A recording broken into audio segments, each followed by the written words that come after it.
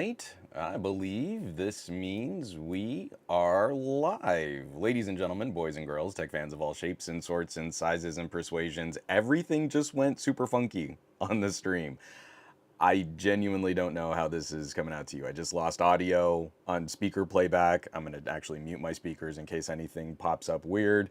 So let me know. Let me know when you start hearing weird stuff or if like videos are playing in the background.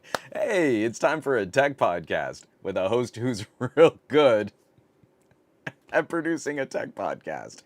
I was talking to Maria, just like, I really miss the days where I could just have one job, right? I could show up and like I could interact or I could host or I could produce or I could just run camera or just run audio.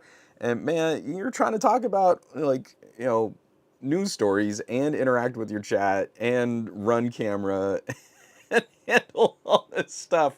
And boy, howdy, do things get messy. So, welcome. I'm Juan Carlos Bagnell, aka Some Gadget Guy, the SGG of this terribly named podcast series. But the QA is the important part, which obviously stands for the questions and the answers, because we like to make this just a bit more of an interactive conversation, look back on the last week of news, kind of sort out our feelings on it, also see if any news broke, and we can kind of move forward from there, get our week started right, and do more than just kind of rage react to headlines on social media. We really want to keep up with what's going on because this stuff matters. We really dig it, and it's definitely been having some huge impacts on just daily life around us. Kapakash popping in saying the mic sounds good. Thank you for the sound check. I appreciate it. Also saying the best named podcast. I keep getting these like social media optimization gurus like your podcast ranks 40th for this type of topic, and then it's something that is completely unrelated to my podcast, and you're like, well, I must be doing something right if I'm like number 40 in a category that I'm not even trying to hit. So I guess I don't need your services as a podcast optimization specialist. We got a great list of names already popping up in the chat. We got Mick Kaluj, we got JGJ, we got Kapakash, who helped me with my mic test. Got Jimmy Fire Dragon, H2O, Taku. We've got, I'm missing someone, Delandbit. We got Paul the Tea Guy. Hey, y'all, feels like ages since I've been able to watch a stream. So, Paul, I'm glad you're able to jump in. Al Sabakli, hello, Tech Peepsters. And we got Swiper1911, Swiper No Swiping. We got a fun crew already. And we have a lot of news to cover. There's a lot of cool stuff, a lot of concerning stuff, and then a few bummers, just kind of peppered and sprinkled throughout. So tech, as always, is an ever-evolving and moving target for us to converse, especially those of us who are genuinely entertained by the tech, not just what this industry does. We are fans of how this stuff works. So I hope everybody had a lovely weekend. We are full-time softball tournament family now. Lexi played 4 games in 3 days. Had a pretty good showing for this team kind of tuning up for their first tournament series. And she's really working hard. So she's playing on the top competition team and really working to like kind of catch up to girls who have been playing their entire lives. This is literally only her second spring season. 1 full calendar year. She's only played softball for 1 full calendar year, and we're really proud of her kind of making those efforts. It's just kind of wild. It is really exciting when you see a kid kind of figure out their own interest, where she's motivated to like, hey, let's just go throw catch, or hey, I just want to like take out the tee and hit a ball. Like she's motivated to do her own work. That's pretty remarkable. Lil Wani saying, good morning, people. Good morning, Lel Wani. So, why don't we... Housekeeping is going to be a little leaner. I am crazy in between a bunch of projects right now, and I'm not sure how I'm going to dig myself out of this hole, because I have some really cool stuff and some really fun things to talk about. But let me tell you, like, making videos is getting harder and harder and harder for less and less and less interactions. So, like a peek behind the curtain, the last 5 videos I've done on like accessories and other products that are not phones have all done less than 1,000 views. I have a channel with 176,000 subscribers, and I built a huge chunk of that audience on audio tech, microphones, headphones, speakers, none of those videos are doing traffic. None of them. And I'm not gonna sit here and play the game. Like they have this cute little tab in YouTube where you can go to be inspired by AI prompts. And like the AI prompts I'm getting are like, what if you did a video like Galaxy S25 Ultra versus Pixel 9 Pro? That's very popular with people in your niche. You're like, that is the worst idea right now. That is the AI garbage slop idea that I'm sure I put Galaxy and Pixel and Samsung and Google into a title that YouTube will push that video hard because it's a bunch of keywords and trending topics based on SEO analysis, but that's not really content, or it's not interesting. It's just disposable content. And it would be what Google wants is an indefatigable churn of disposable content.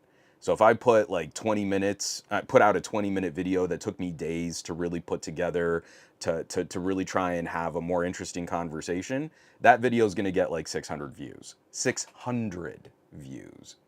But if I just go, hey, guys, I don't know, what do you think? Do you think the Galaxy is a better phone than the Pixel? Then YouTube's going to be super happy.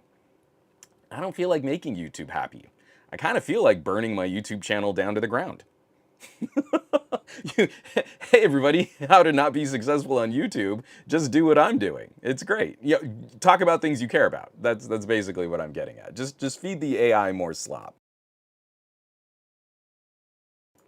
So, but again, it definitely seems driven by the platform, which is another thing we're going to talk about today, because some concerning news just about major corporations, that how much pressure they can put on media outlets and individual reviewers. And boy, this sounds like a lot like some of the things we've talked about in Samsung and Apple land. And now a bunch of laptop and computer hardware reviewers are sort of airing their dirty laundry too. And the thing that's going to change it is audiences trying to help sort of work with us on the levels that we say we want better content. But I don't know, man, those numbers get real big when you just sort of keep feeding the platform the slop. So, I got dark already. Just a couple quick things. I put out this video, Boya Mic 2 review, the best wireless microphone bang for buck. Boya Mic is a company that, Boya Mic and Saramonic are two of my favorite brands just for trying to approach prosumer recording hardware at very aggressive pricing. So if you're a fan of Rode or DJI, those types of like the little wireless microphones, like I'm wearing my Rode right now. This little microphone idea has evolved tremendously. But if I'm comparing the newest offering from Rode against what Boya Mic is accomplishing at a significantly lower price point, we should expect just a few compromises. Like, Boya Mic is definitely not offering exactly the same kind of solution, but that core prosumer, vlogger, influencer kind of recording setup, what these little mics can do is pretty remarkable, and it's coming in at a price point that is very aggressive. I'm actually talking to another company that's kind of in that mid space. They make nice products, but they're not sort of the leading edge of professional gear. And they're offering a new little mic kit, and I'm really concerned about their offering. I think they might have missed the price point, and they're going to be punching higher, especially now that I've played with things like Boya Mic and Saramonic. So I've got a full rundown on that. Of course, all of the audio recorded from those little Boya Mics, and we do a full AI noise canceling test that I was very impressed with the results of that. And that video's got like, again, I think it's got like 700 views, because who would care about having an inexpensive, super high quality wireless recording setup that you can plug into a phone or a tablet or a computer or into a camera? I run it on both a camera and my phone, but that took work. So why would anyone want to watch that? And then the other, I am super stoked to be revisiting this as a topic.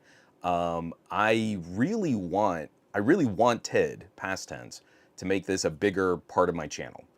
I really feel like we need to diversify a bit from phones, right? If Samsung's big innovation this year is to give us a really stupid expensive phone that has fewer features and it's just thin, then I feel like companies like Samsung are creatively bankrupt and we should find some other things to talk about. Why do we keep talking about Samsung when they're showing us that they don't really have anything to talk about? And e-bikes are one of those sectors. Like there is a hardcore e-bike enthusiast or just cycling enthusiast community on YouTube. And I've been a lifelong cyclist. I was a mountain biking instructor for the Boy Scouts, used to work summer camps, had one of the lowest accident ratings for the summer camp that I worked at while I was doing summers with them. I was really proud of that. The folks at Hey Bike sent this my way. This is the Ranger S 1000. This is a 1000 watt motor, 1800 watt peak output, and big old beefy fat tire, cute little bike, beautiful like kind of maroon red color scheme, but it also folds up crazy small. And I was super anxious. In my brain, I say this at the top of the video, in my brain I've compartmentalized e-bikes. If something folds up and it's little, I think like that's a cute little city commuter bike. But if I have an impressively powerful motor and big old thick chunky boy tires, well that to me is like, well you really want the rigid frame. You don't want anything creaking or kind of shifting. You want that to be sturdy. So this was a very unique experience for me. I know a lot of people have probably experienced folding fat tire e-bikes before, but for me, that was a new experience. So I put together my first week of writing data and just some of my experiences. Some of the setup teething pains. Actually, this bike did come with a few teething pains. It wasn't the smoothest setup I've ever had with an e-bike. But so this is the most powerful e-bike I've had a long-term test drive with. I've ridden more powerful e-bikes in single, just kind of, hey, I hopped on this bike and took it around the block kind of thing. But this is the longest I've spent with a motor this powerful, and it is fun. I don't know if anyone here would be crazy shocked by that, but when it goes real fast, that's fun. Aw, Nick Gay, I appreciate that. I like the Boya mic. I'm debating the Hollyland Lark 2s as well. Hollylands are great. Those are very good mics. You have a very difficult choice ahead of you. He also says, that's crazy, I watched the Boya mic video twice. And I appreciate that. That's again, any additional click, you are now one of 600, two of 600. So 1/300th of my video views came from you, Nick. I appreciate that. JGJ, a lot of people are pooping on the Galaxy Edge already. It probably is safe to do so since the flagships already exist. Again, it's one of those things where it's like you're not allowed to criticize Samsung until you kind of get like a tacit approval from Samsung that you can criticize. But at that point, what they care about is just that there's lots and lots of coverage. And look at those first early videos. They're not explicitly outright do not buy. You've got a lot of sideways. Oh, I mean, Samsung says it's thin, but what about that old Moto? Wasn't that thinner? But, you know, Samsungs make better phones. You know, they always come at it sideways, and there's never an explicit, don't buy this. For the Galaxy S21 and S22, I put out videos saying these are not good phones. Do not buy the S21 or S22. I mean, unless you're buying the Ultras, but I'm talking about the S21 and S21 Plus, S22, S22 Plus. They were not good phones. You got them for free on contract, fine, but flip them as soon as you can. They were not good. And that's what we've yet to hear from that first wave of videos. I haven't watched a lot of S25 Edge coverage. I just can't handle it. They're just like, oh, wow, guys, look, and here's my thumbnail, and the phone's so thin. And you're like, I can't. We're playing that game. We're playing a game. People might be influenced by this. This is yet another data point where I'm absolutely positive that with a mass coverage of Galaxy S25 Edge videos out there, average consumers walk away from the reviewer space and never come back. You're gonna see a whole bunch of chuckleheads with stupid video thumbnails going like, what are they doing? This is not something that I care about at all. Oh, it's how much? It's that expensive? Yeah, I don't need to watch tech reviewer videos ever again. And all of our traffic plummets because we're trying to feed YouTube as a platform popularity BS, but there's no credibility. There's no actual authentic or earnest interest. It's I have to talk about the Samsung thing so I can keep Samsung happy, so they'll keep letting me have first crack at future Samsung coverage. That is the pressure that Samsung can put on reviewers, and you don't want to be left behind. You can talk to Juan, talk to some gadget guy, because he makes so much less money on his channel when he doesn't talk about Samsung and Apple gear. Immediately, when YouTube suggests Juan a video to make, it's why don't you just put Google and Samsung in all of your video titles? Samsung knows that they can exert that pressure on reviewers, and people on YouTube will just keep sucking all the AI slop up. Man, I'm getting real spicy on this one. I love it. This is great. It's so much fun.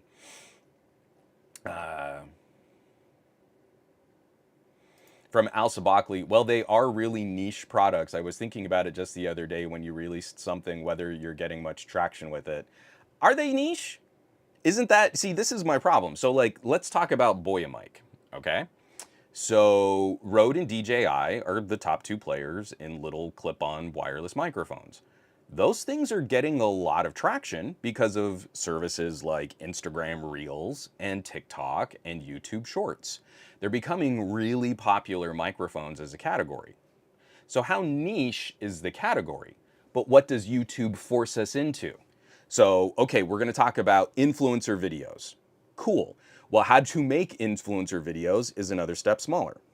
And the gear you use to make influencer videos is another step smaller.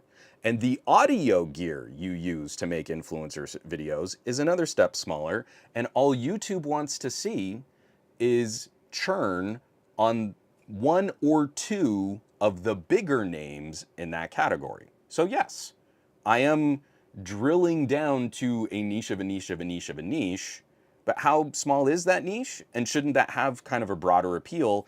And if I put out a video on a product that can significantly undercut a Rode Wireless Go 3, then wouldn't that be of interest to people interested in that category? But that's not what YouTube does. YouTube isn't pairing that with people who have shown or expressed interest. They go to my subscriber base, and then they seem to pick the people who are least interested in that topic. And if they watch it, well, then the video has legs. It's completely backwards. YouTube used to be an engine for video and content discovery, and instead it seems, at least from what data I can pull out of YouTube analytics, that it's purposely going after only letting us talk about the most popular item in a particular category.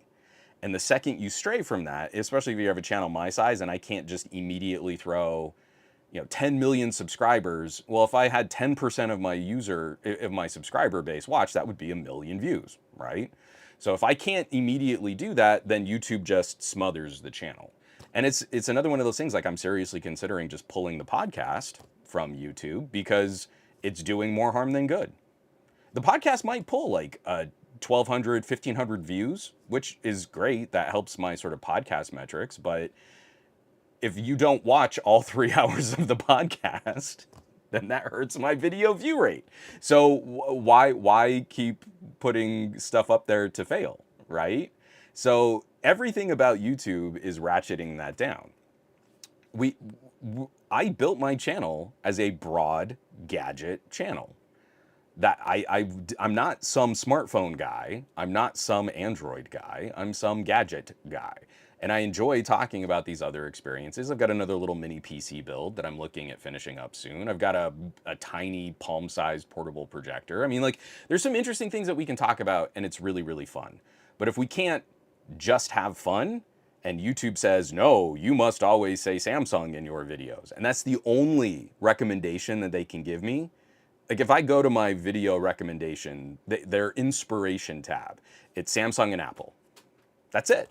That's the only advice YouTube has to improve the view rate on my content. And I'm not gonna do that. I'm really not.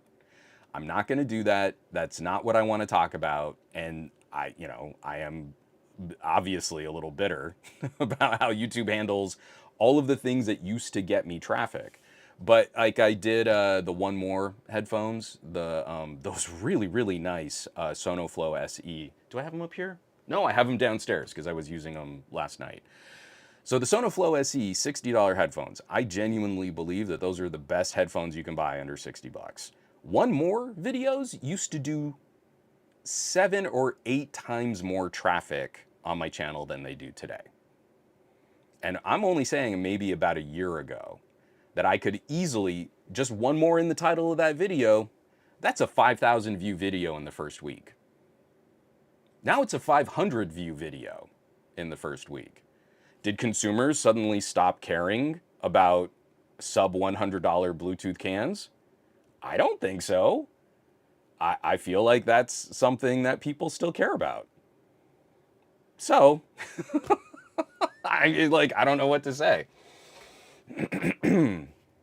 Al follows this up. I'd say YouTuber mics and bone conduction headphones are really niche. I'm not trying to be snide, just making an observation as an outsider. I don't think bone conduction headphones are really niche. Look around. Aftershocks are around. People are using them. People are wearing them.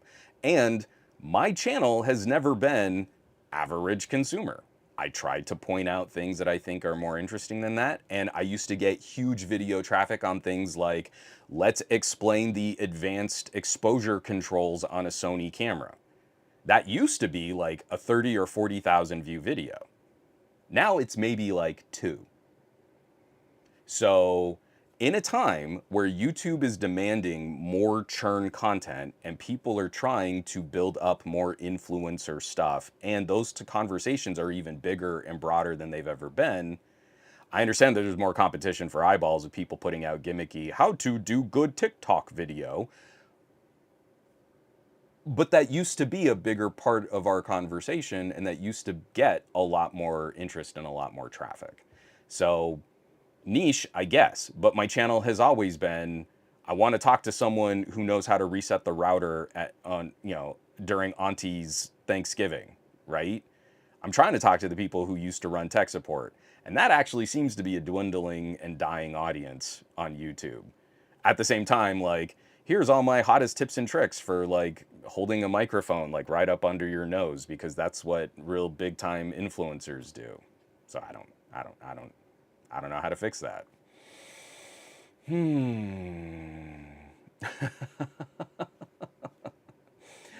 From Lil Wani, as someone whose favorite aspect of your content is consumer advocacy, maybe focusing on that can be better, like how phones can be more overall computing devices rather than just Instagram portals.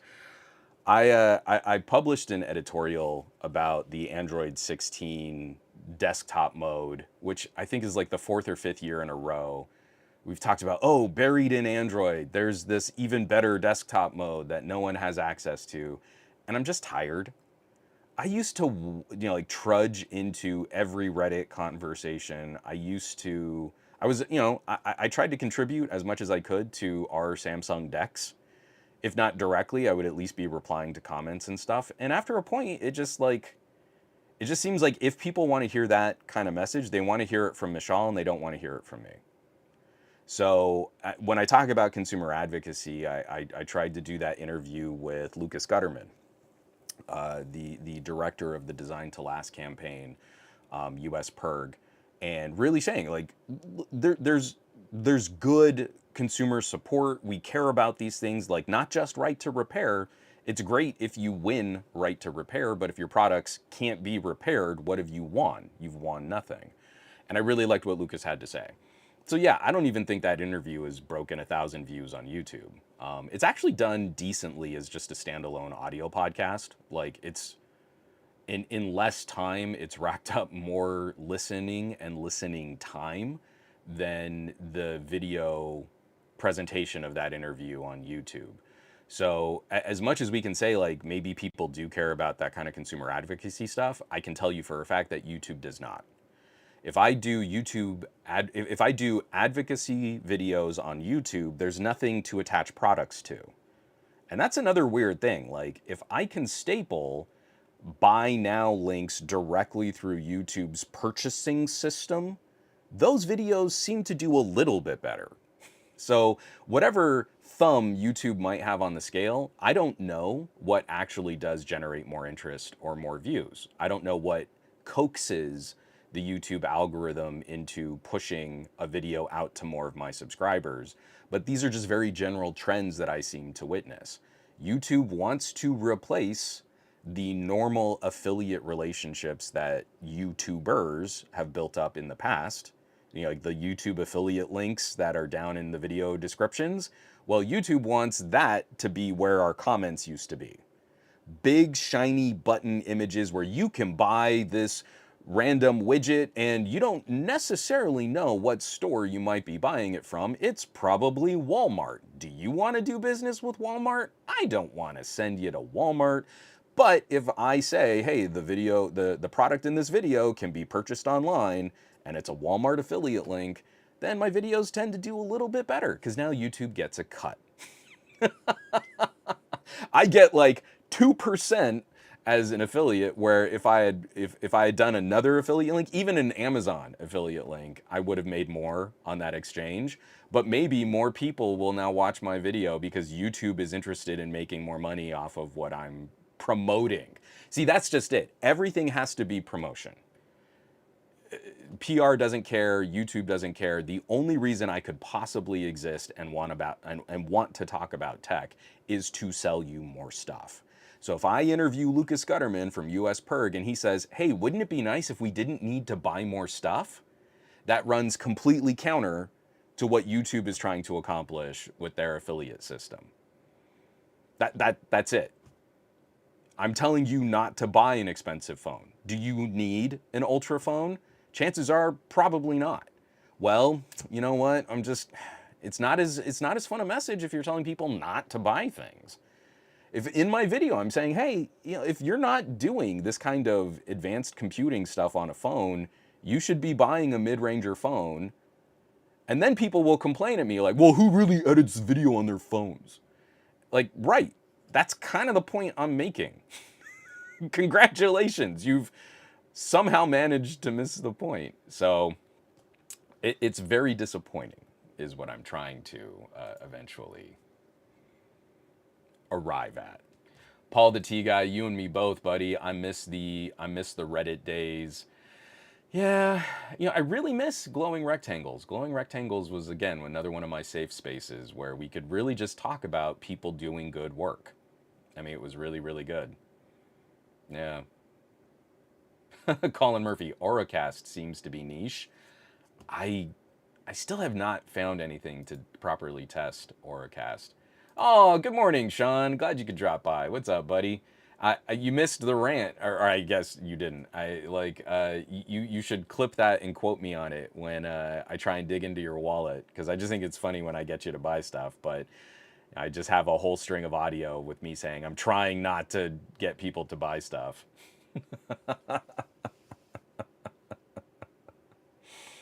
Yeah, Goat V8, I mean, is decreasingly few things. I don't know how I'm trying to say that. Goat V8 writes, I started watching SGG because you were the guy that talked about active styluses and headphone jacks and desktop modes and dual screens, and all that stuff is gone out of phones, unfortunately. And I realized, like, yeah, maybe first of all, I was trying to warn people. When we started seeing the decline in coverage and the pressure already exerted on tech reviewers to always play ball with Samsung and Apple. And I aired dirty laundry that really wasn't mine to air about what our relationship with Samsung was like when I was a solo reviewer and then when I was at Pocket Now. And it was pretty dire. And John Redinger aired dirty laundry talking about what it was like to get blacklisted by Apple. And a lot of people go like, yeah, man, that's really awful. Guess I better keep watching all the same videos though, because Samsung and Apple get the most coverage, so they're the most popular. And there's no market correction for that. So as I'm warning people saying like, hey, cool things with Moto, cool things with LG, all of this like innovation is dying. And you say you want new features and you think phones are boring, but but then these companies leave and there's no market correction for what's happening. So because there's no pressure on this, the only thing Samsung has is, what if we beat Apple to putting out a stupidly thin phone with fewer features? I guess that looks like innovation.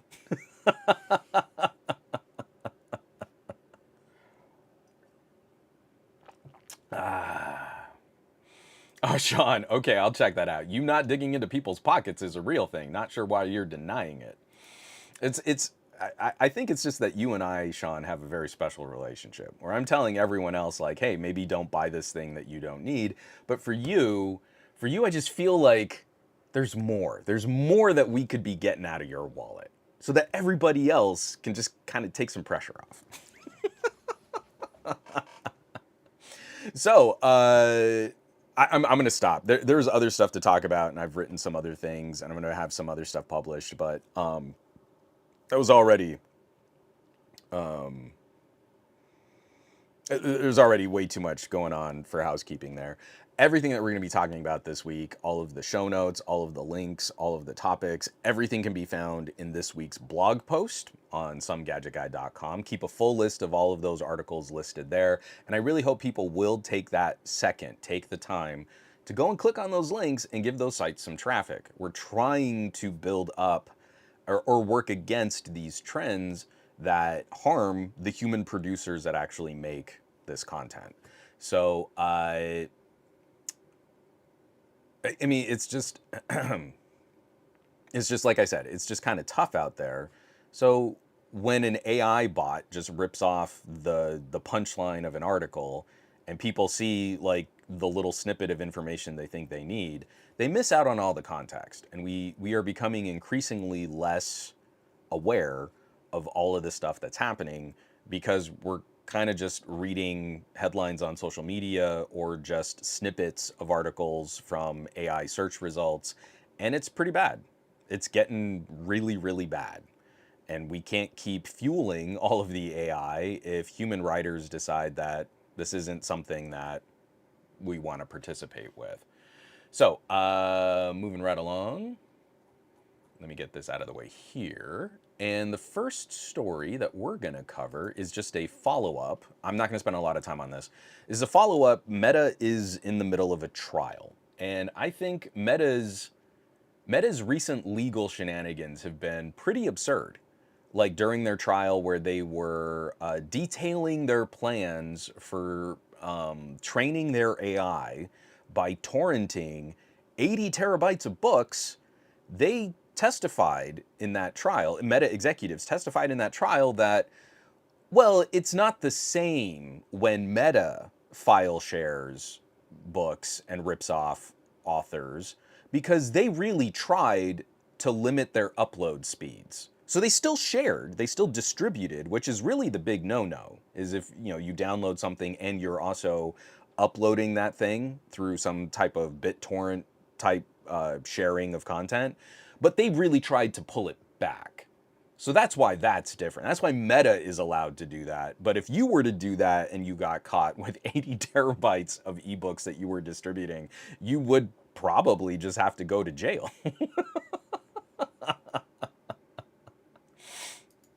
So in this next phase of their trial, Meta argues that enshittification isn't real in bid to toss FTC monopoly case. This is written up by Ashley Bellinger over at Ars Technica.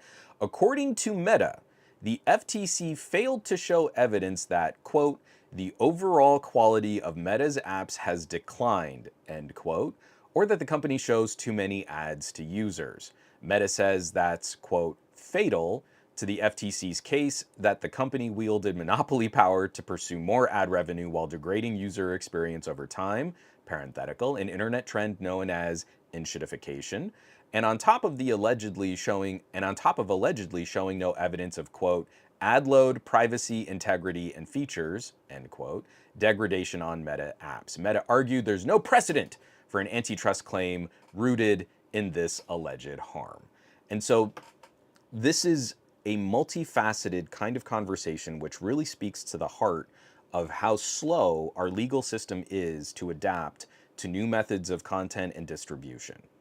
We're just starting to legally get our feet set on what is important in regulating a Web 2.0 social media experience.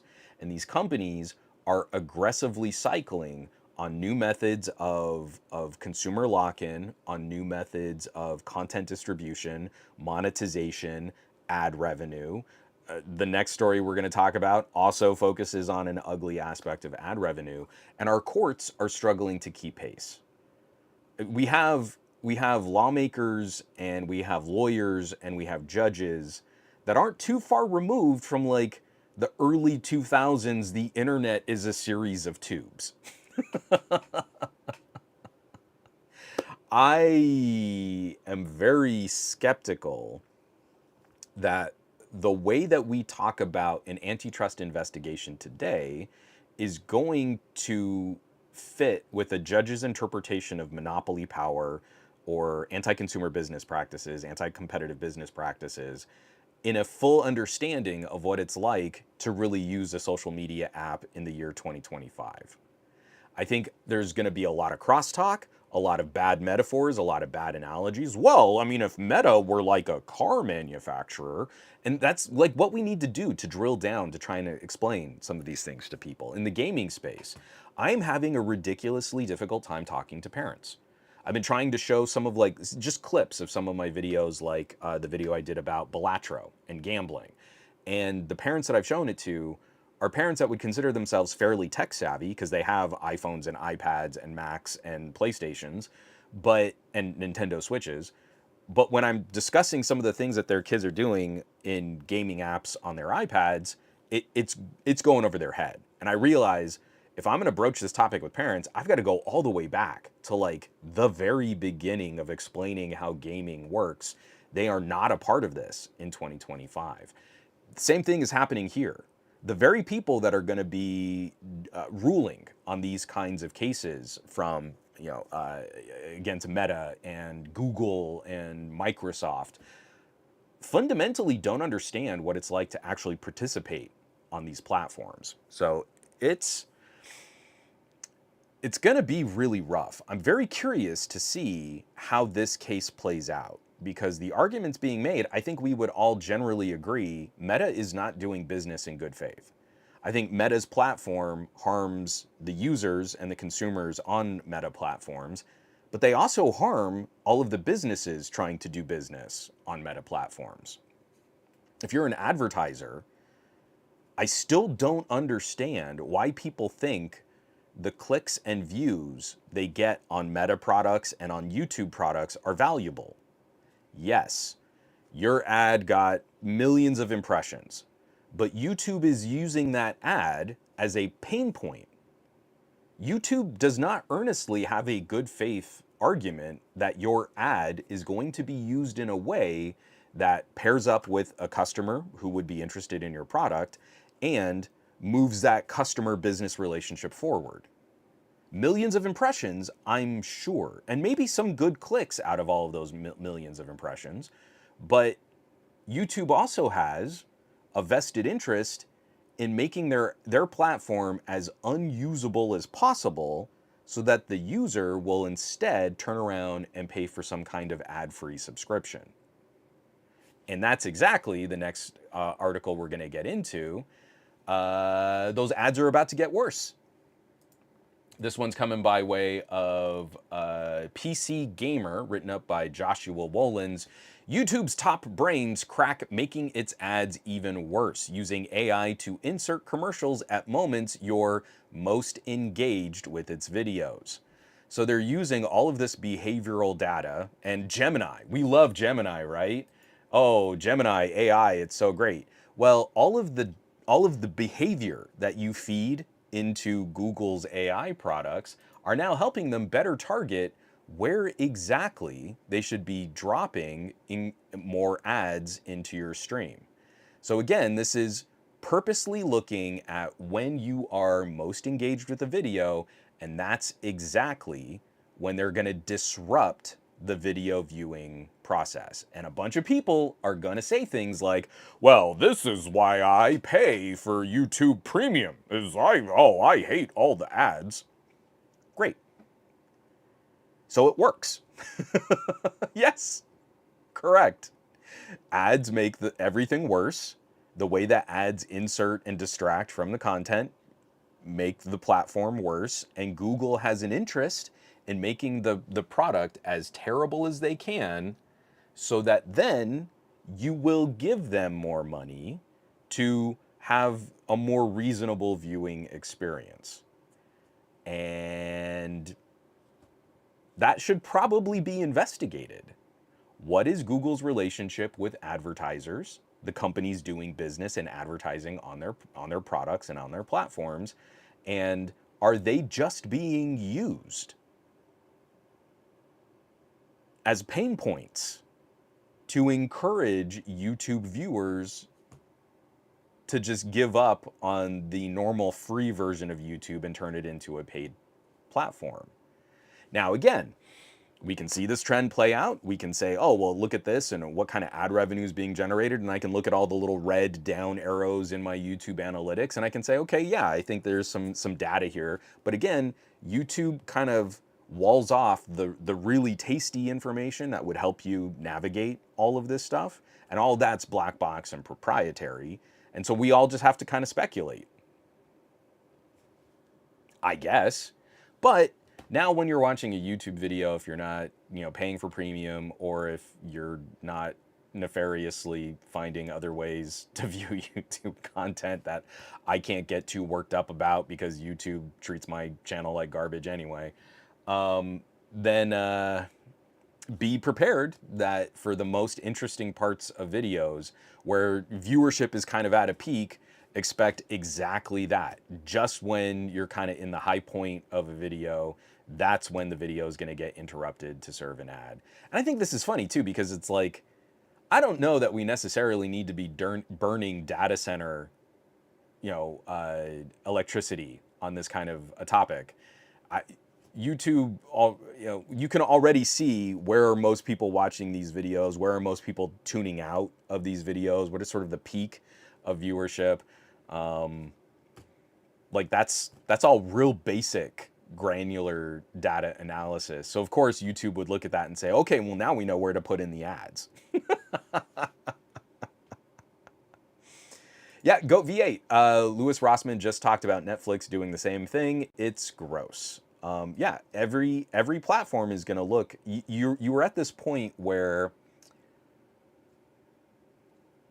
So we covered the first one in Meta, the whole thing talking about impoopification. I didn't censor myself the first couple times, and apologies if you're listening to my podcast with kids. I really do try not to swear, but occasionally it happens. That whole cycle. Company comes out with a product, it's totally cool, it's totally groovy, it's free, people jump on board. Then they have to figure out some way to monetize. Then they go public, and they're responsible to shareholders. And as soon as you hit that shareholder tier, then the people using the platform and the advertisers on the platform are actually the least important customers. All you care about at that point is making line go up so shareholders happy, you keep investing in the platform, and the platform is worth more and more money. That is the cycle of impoopification. And I still can't fathom why advertisers are looking at these platforms going, this is a good use of our resources to spend this kind of money on ad buys, when the platforms are outright showing us how much contempt they have for the advertisers and the users. If I were a marketing specialist saying like, hey, cool, okay, so you're going to put my ad in the most viewed part of that video. That sounds really cool. But you're showing us that you have all of this behavioral data, right? So when I pay you for an ad, let's say I make pocket knives. If I'm paying you for an ad, are you going to pair my ad with people who are super interested in pocket knives? Or are you going to pair my ad with someone who has no interest in outdoorsman products, and I'm just going to be a pain point so that they'll want to pay for YouTube Premium? And I don't think enough companies are asking that kind of question. I really think that this entire system, this entire process is long overdue a significant market correction, and we're going about it the long way. We're going the long way around to try and get regulators interested in looking at this space and saying like, hey, maybe it's not a good idea that Facebook could buy Instagram, and they were considering just shelving it. Like, to me, that's a pretty clear indication that that's an anti-consumer, anti-competitive business practice, right? We have all the emails and messages from like Meta employees saying like, "Oh, I don't know, this Instagram thing is starting to give us too much competition. Maybe we should just buy it and shutter it." And no, none of them thinking like, "Hey, maybe that's bad or against the law. Who knows?" Hold on one second. Let me take a drink of coffee here. I got a question here from Nick.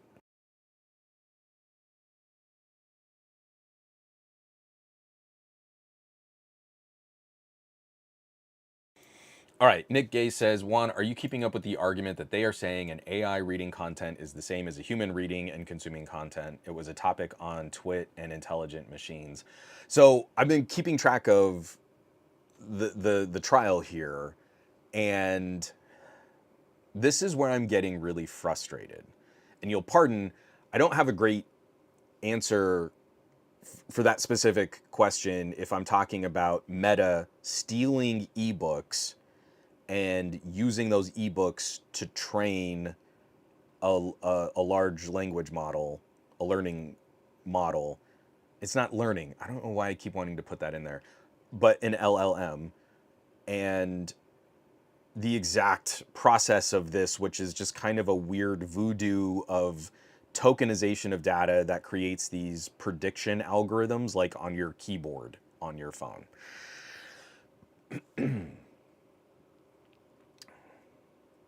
What I'm getting really frustrated by are massive billion and trillion dollar corporations that are making pieces of software that can regurgitate information that sometimes looks like meaningful, intelligent conversation. And then we're trying to blur the lines on who has rights. So when Meta is talking about their systems being similar to a human reading this information, they're trying to blur the idea on who has rights. They're trying to conflate the process of a human reading a book, digesting that information, internalizing it. It changes the chemistry of their brain. They learn new things, and then they use that information that they just read from the book, and it comes through in ways that they live their daily lives. But a data center running an LLM model has no rights. This is where I get very upset about the claims of free speech on social media platforms.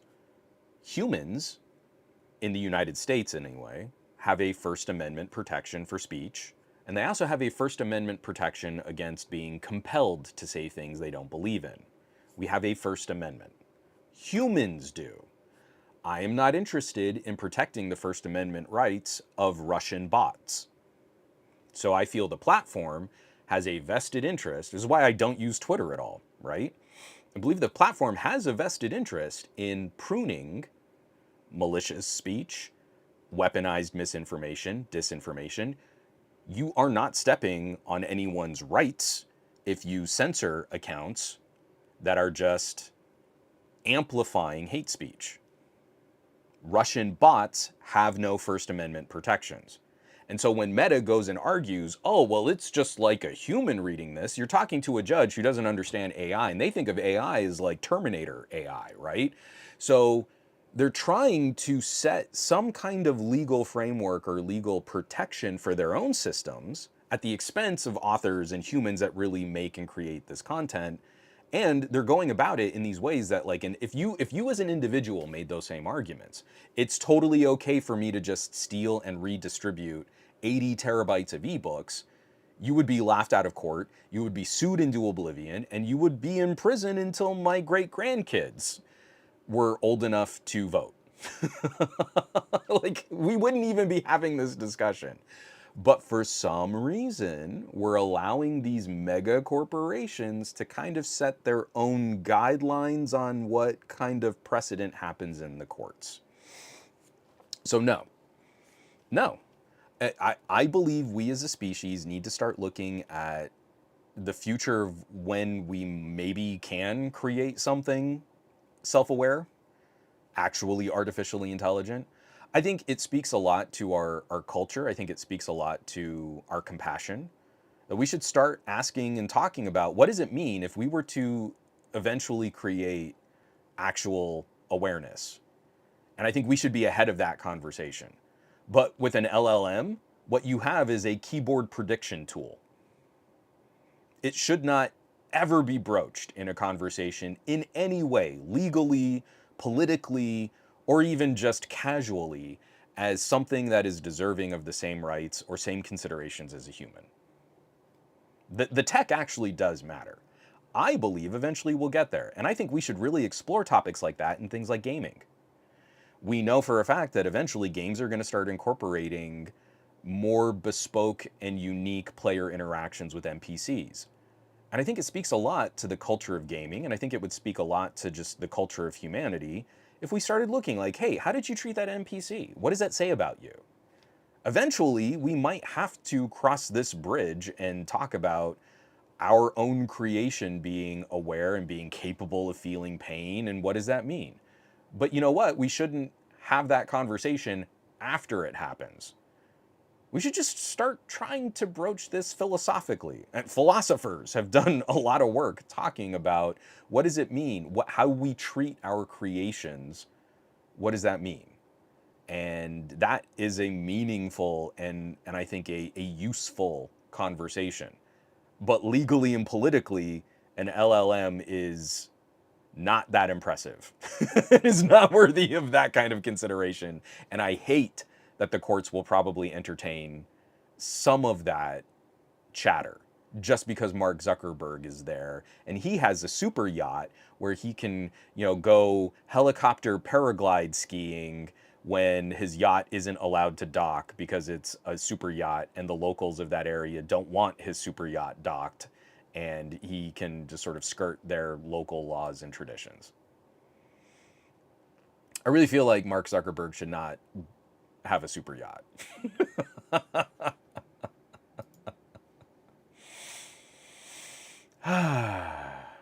It's fun. It's all fun. It's real fun.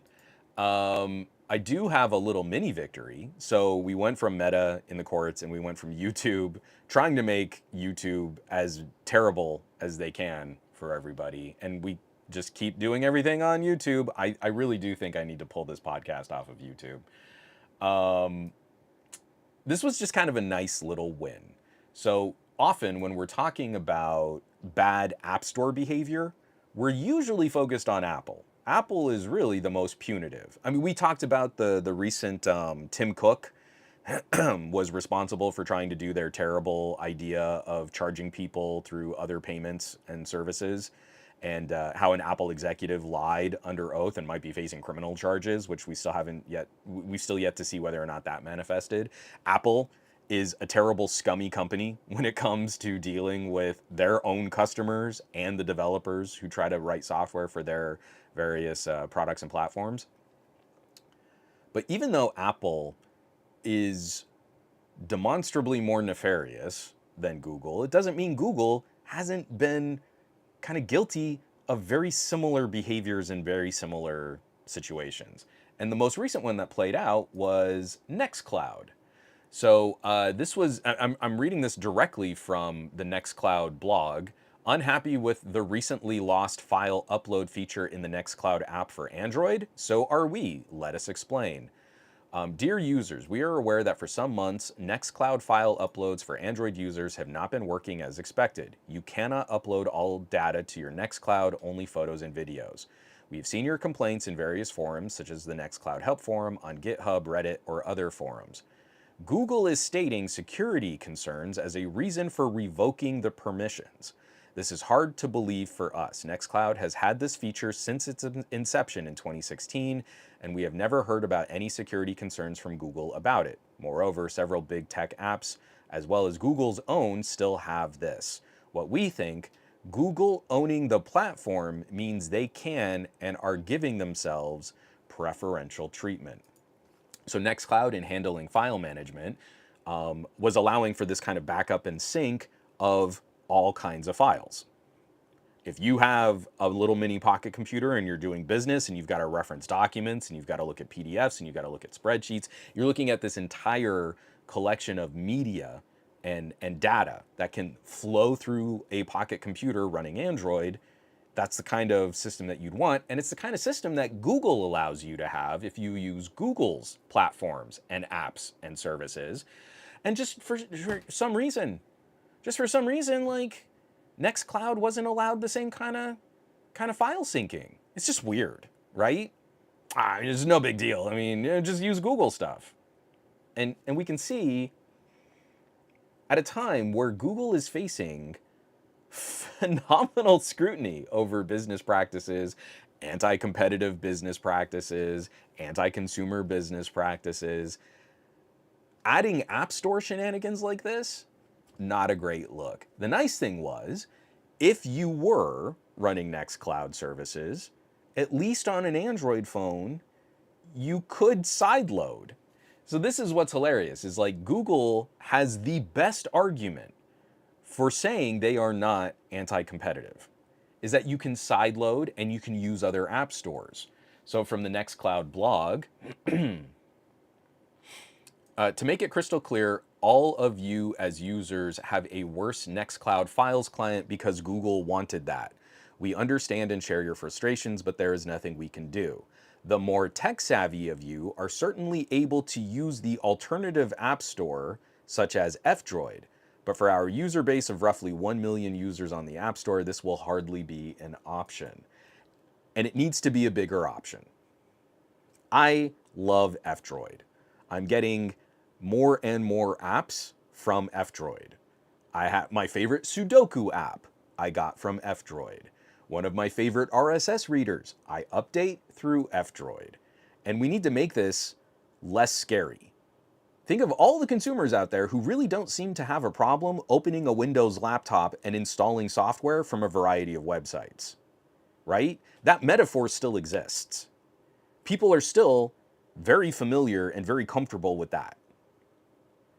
There's no reason why we can't bring that idea more to phones. So if you went and got the Nextcloud app on F-Droid, you had a complete experience. Let's make some noise about that.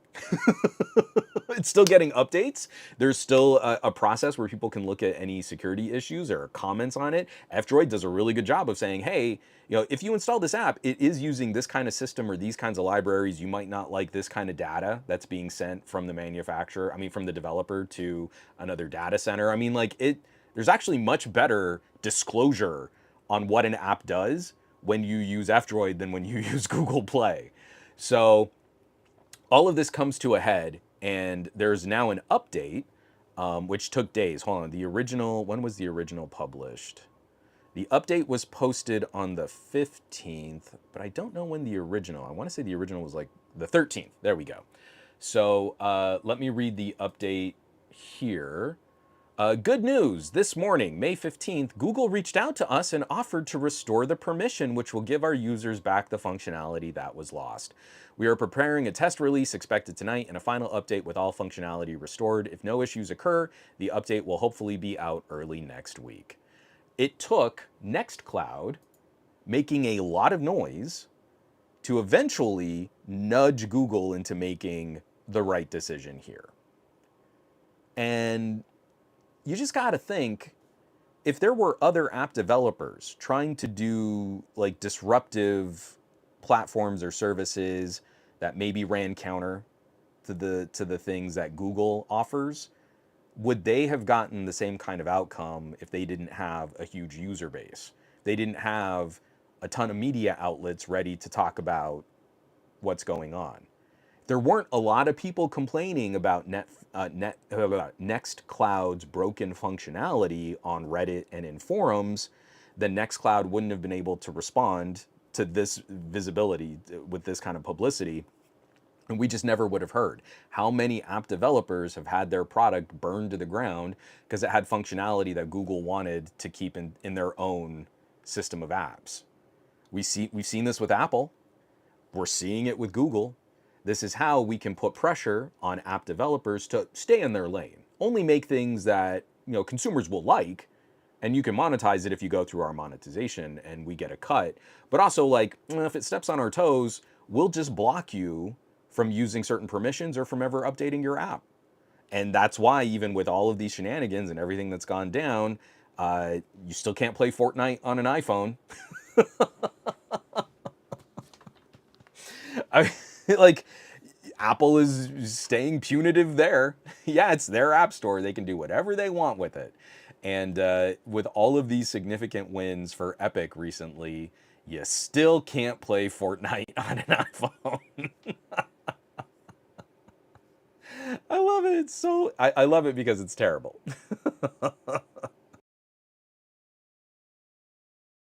So from Kapakash is saying this looks like it's going to be an Epic versus Apple. So Google reversing direction here. Google changing tactics and allowing the permission to return, I think, was exactly the avoidance of this going to court. Because then if that goes to court, this is real bad for Google. This is like, because, and again, Apple is much cleverer about not making the same kind of disclosure mistakes that Google has made in other similar venues. Like when Epic sued Google, Epic got farther because Google and Google executives put a lot of stuff in writing that they probably shouldn't have, and then that was added to the disclosure during the court case, and it made Google look really bad.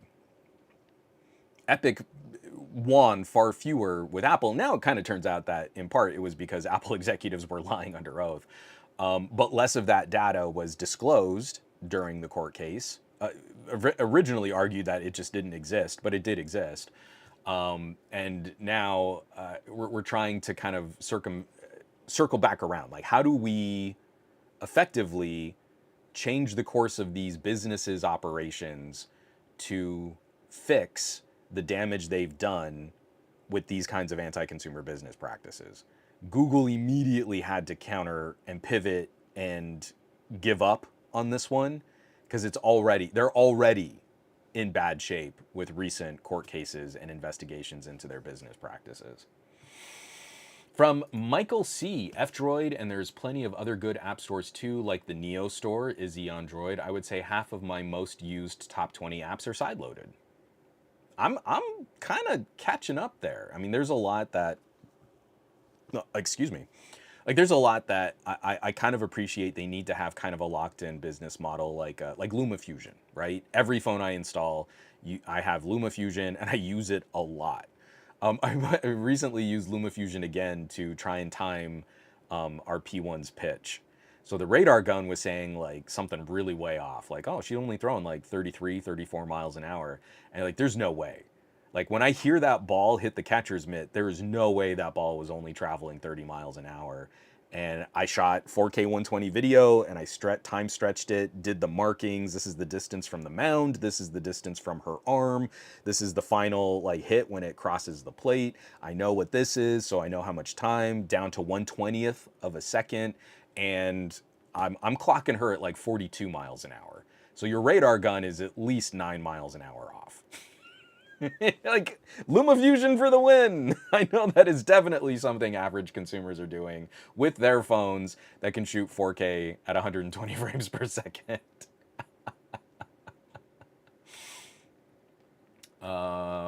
JGJ, remember when OnePlus tried to use Cyanogen as its OS instead of Android? Maybe we need an option closer to Linux than Google OS. I don't know. I don't know in the short term what's going to get consumers to really look at some of the alternatives. I think the graphene community, I'd really love to see that kind of raise more visibility, have more people try and experience it. The few times I've installed it on older devices, like, it's really cool. I really love that idea of like, hey, maybe I have a 7-year-old phone and we can finally get the support for the components in there so that we can properly run an alternative OS. But I don't think anyone's excited by, the core project being limited to like OnePlus 6s. I have a really hard time like looking back and saying like, it's really cool that I can run an operating system, a more current operating system on a 7-year-old phone, 8-year-old phone, but it's not, I'm not bringing anyone new into this. It's kind of becoming its little kind of entrenched community of developers, and we need to do something to knock that out of. But I don't think we can do that until we start getting some support for newer hardware that's a bit more interesting for people to try. It's a really messy situation that I wish we could find some other solutions. But I was really trying to think, like, what is, like, Fairphone uses kind of an Android, so AOSP adjacent open operating system. I just don't know that there's a way around some kind of Android adjacent product. Even Huawei's operating system, Harmony OS, started out as kind of a Android adjacent, so that app developers didn't have to work too hard at getting apps on their platform. I don't know. I really wish that there was more mindshare for some kind of competitive alternative. From Goat V8, F-Droid and GitHub are more reliable for good apps these days, especially if you don't want to get buried in ads. Absolutely accurate right there. From Michael C. Honestly, I feel the odds of having malware are just as high on the Play Store, maybe even higher. From Enrico Vids, just to play devil's advocate, perhaps Google found a security issue in Nextcloud's implementation, or more common, their dumb AI is just flagging it and no competent human is overriding it. So if your assertion for the first half of that is accurate, then that means the CEO of Nextcloud was lying. Because he said there was no disclosure from Google as to that there being any kind of issue with the permissions that they were granted. And if we had evidence of that, I think that would be a very important part of this story. If someone came out of the woodwork, because we're talking about GitHub, we're talking about Reddit, we're talking about help forums, someone would have to have said, hey, I've been playing with this. It has access to these other files, not just photos, and there's an issue with security on your platform. And I think Nextcloud would have addressed that. That's not what Google did, though. And I feel like they submit an app to Google and Google revokes a permission, they do need to disclose. They should need to disclose why did they revoke that specific permission. If there's a security issue, I think, yeah, let's hear it. Security through obscurity is never a good idea, but that's not what happened. Again, just to reread, because we read part of this from the folks at Nextcloud, Google is stating security concerns as a reason for revoking the permission. This is hard to believe for us. Nextcloud has had this feature since its inception in 2016, and we have never heard about any security concerns from Google about it. Moreover, several big tech apps, as well as Google's own, still have this. What we think Google owning the platform means they can and are giving themselves preferential treatment. So it's not enough to say, oh, there's a security problem. Yep, go find it. Would you do business with someone like that? I wouldn't. Like, if I took a sponsored video and they're like, there's a problem with the video, not going to tell you where. Better go find it, though, because we're not going to pay you till the video is perfect. I wish there was a way that we could tell you how to fix the video, but nothing to do. Too bad. Like, who would do business like that? Why would you not immediately just start sending press releases out to all of your customers saying, hey, sideload the apps. This is totally safe. This is totally secure. We are giving you a specific link through this portal. This is how you're going to get, support directly from us. No more middleman. Let's just do business with each other. We can cut Google out of this relationship. I mean, we need to start approaching with that kind of severity. Yeah, I'm catching up on some of this here. Yeah, Michael C., I'm hoping that maybe the Steam Deck running Linux will open some people's minds to this kind of stuff. Also, Lenovo. Isn't it Lenovo is also going to be using a Steam OS? Or selling one of their flavors or variants of a handheld gaming console with Steam OS.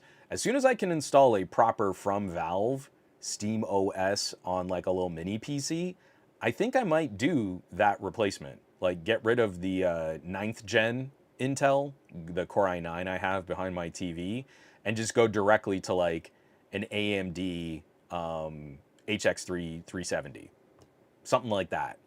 And if I can run SteamOS on that, the return of the Steam box will make me very, very happy. From Lil Wani. I love this. I have a non-tech savvy friend who sufficiently hates Google and Apple to learn how to flash graphene. He's been dailying a 6A with graphene for a few years now. Awesome. I love hearing that. I really wish I could spend more time just doing videos about that as a topic, but I already don't get any traffic on my videos, so who's gonna watch it?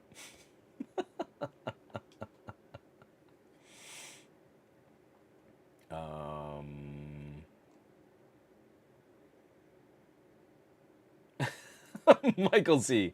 I was watching Star Trek episode where Quark's employees were unionizing, and he tried to use an AI waiter, but it failed.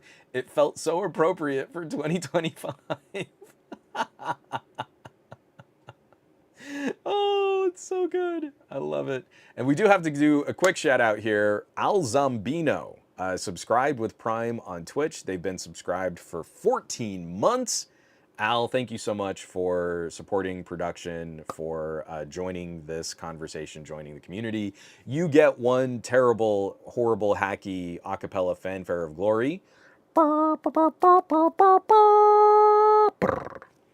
And I have really droned on for a long time. One of the reasons why we don't see significant pushback to terrible business practices from companies like Apple and Samsung is because we know they can leverage the financial success of a media outlet or a channel against the media, and they know that they'll make less money. The reason why the Wall Street Journal does all of these puff pieces with Apple is because they get access, and when they have something unique with Apple in the headline, they can pump that up for SEO, and then they get a ton of traffic to it, so they don't want to rock the boat. They're not going to come at an Apple executive with a ton of really hard-hitting questions about their business practices. They're going to let the Apple executive just say whatever they want. And we've seen that play out in numerous Apple controversies on major news sites and publications, because Apple knows they can go to someone else and they can give that other outlet or that other reviewer or that other tech journalist a ton of traffic. So you gotta play ball. So this is a story that's been blowing up quite a bit as we're looking at Computex. I really wish I were out in Taipei. I really miss covering Computex. It was one of my favorite shows. But this, I caught this video first from Gamers Nexus, NVIDIA's dirty manipulation of reviews. And then kind of a secondary, oh, is it not there? Yeah, kind of a secondary conversation to that is Hardware Unboxed's Don't Buy the RTX 5060. And both Hardware Unboxed and Gamers Nexus are doing some of the investigative journalism that actual tech journalists seem reluctant to perform. So it takes them completely burning any kind of bridge with a massive corporation like NVIDIA and airing all of their dirty laundry. And if they're not very careful about this, if they're not exceedingly careful about what they say, NVIDIA's lawyers could maybe jump in. If one NVIDIA email has some tag at the bottom saying, well, this was proprietary corporate information and we're expecting, compliance with disclosures, then whether or not that is actually legally enforceable, NVIDIA can still take a small YouTube channel to court and weigh them down with court fees. Do we think a Gamers Nexus could hold out for long against the lawyers at NVIDIA? I don't think so. So we can't keep relying on YouTubers to do investigative journalism at the potential expense of their channels when we keep hearing these reports and we keep hearing these disclosures and we keep hearing people air their dirty laundry, and then we just keep going back to business as usual. At the end of the Gamers Nexus video, They have a quote from I've already spaced his name. Oh no, I can see his face, and he just recently passed, and that's really sad. And now I'm terrible. But it was from a previous Computex where he's saying like, hey, you can be really upset about what NVIDIA is pulling here for this launch of graphics cards, but then you're just going to go back and keep buying NVIDIA products. And at some point, it needs to matter who you do business with. At some point, you can't keep saying, I hate what this company does, but I better keep buying their stuff because that's how we'll affect change. Like, I would love to be playing with Quest hardware.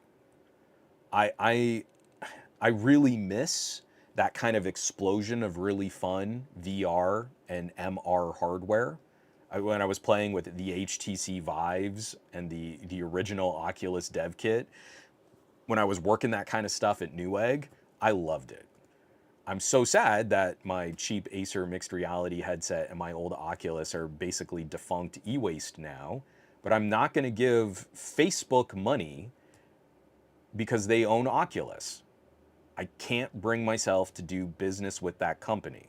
And I can't bring myself to make a bunch of videos about how I don't like the company, which still just gives the company more exposure and more attention. So the whole point of both of these videos, from Gamers Nexus and from Hardware Unboxed, is they're going through and they're talking about what the relationship looks like when you're trying to do any kind of coverage with NVIDIA. And when a Gamers Nexus or a Hardware Unboxed is late, or not late, but when that the review embargo lifts, they're just a part of a bunch of different videos that come out, right? So, okay, 5060 just launched and the review embargo is up, and for an afternoon, my YouTube feed is nothing but 5060 videos. We can be pretty confident that however they're sourcing those graphics cards or what that process looks like, that they're not overly gilding that coverage to curry favor with NVIDIA. In fact, we can be pretty confident that when Hardware Unboxed says don't buy the 5060, that they're not giving it a positive review. But before that, there are a number of hand-selected outlets that kind of get preferential treatment. They get an early sneak peek. And we can all kind of nod along and say, yeah, that can be problematic for how we talk about technology.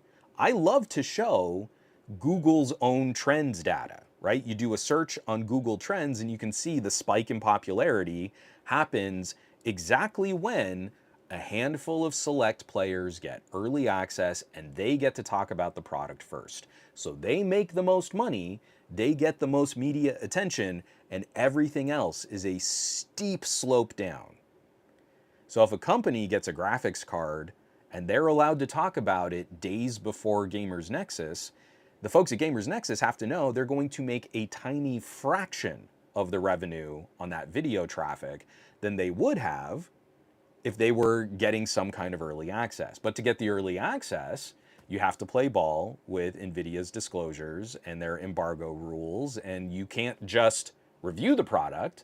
You have to kind of share NVIDIA's talking points about the product. And for this most recent slate of graphics cards, that means you're comparing against older cards that don't have frame generation. You're comparing against less powerful devices. You can't compare against any AMD cards. So are you really presenting a knowledgeable or an earnest examination of that hardware? And we've seen this play out time and time and time again with phones. I mean, Apple got super aggressive with that with the iPhone X. There were like 8 channels that got early access to a sneak peek of the iPhone X, the biggest redesign of the iPhone in iPhone history.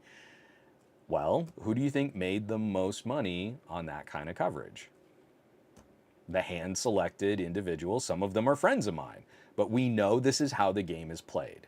So I can't be too mad at a medium-sized YouTube channel for getting to benefit from Apple's system there, but I can be very upset with Apple putting pressure on the media, Apple putting pressure on platforms, and the platforms like YouTube capitulating and letting Apple have outside monetization pressure that they can put on reviewers and news outlets.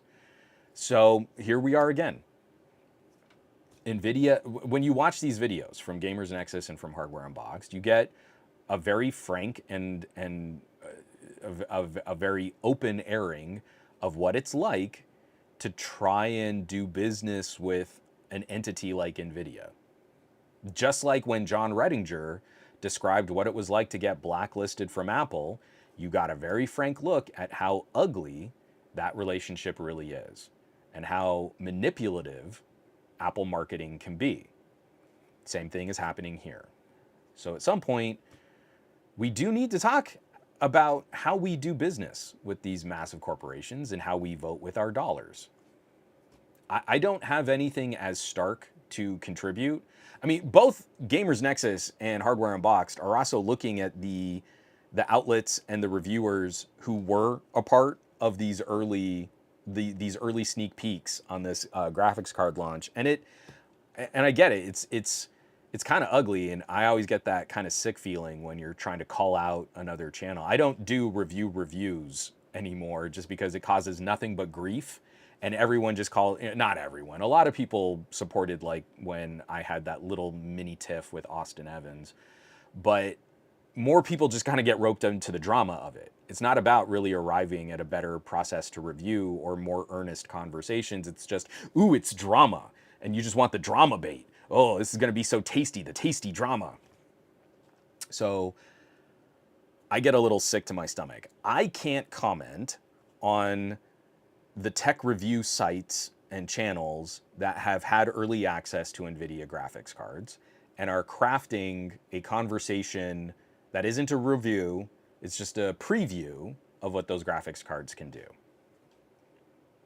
I can share that I did a sponsored video with a hardware manufacturing partner with NVIDIA and with some of my contacts at Newegg. So I was no longer an official employee of Newegg, but they wanted to do a sponsored video on the 4070 Ti. That is the 4070 Ti that is in my workstation right now. I did not pay for my 4070 Ti. I was paid to talk about the 4070 Ti, and my point was to not make it a review, but just to look at what it was like upgrading and trying to find an upgrade in place from my 2080 Ti. So I went from 1080 to 2080 to 4070, and I had a very specific goal in mind. I did not go 4080, I did not go 4090, because I wanted to fit the same general space and the same power envelope. So was this really going to be an upgrade going from an 80 series card to a 70 series card, but keeping the same power draw? I didn't want to have to completely gut my PC case and find a whole new PSU to power a 4090. I wanted a 4090, but that's not the video I wanted to make. The folks at NVIDIA kept me in a holding pattern on notes and video edits and issues with my conversation long enough that what was supposed to be a video about the 4070 Ti came out after the launch of the 4070 Super cards. So already my video was like out of date.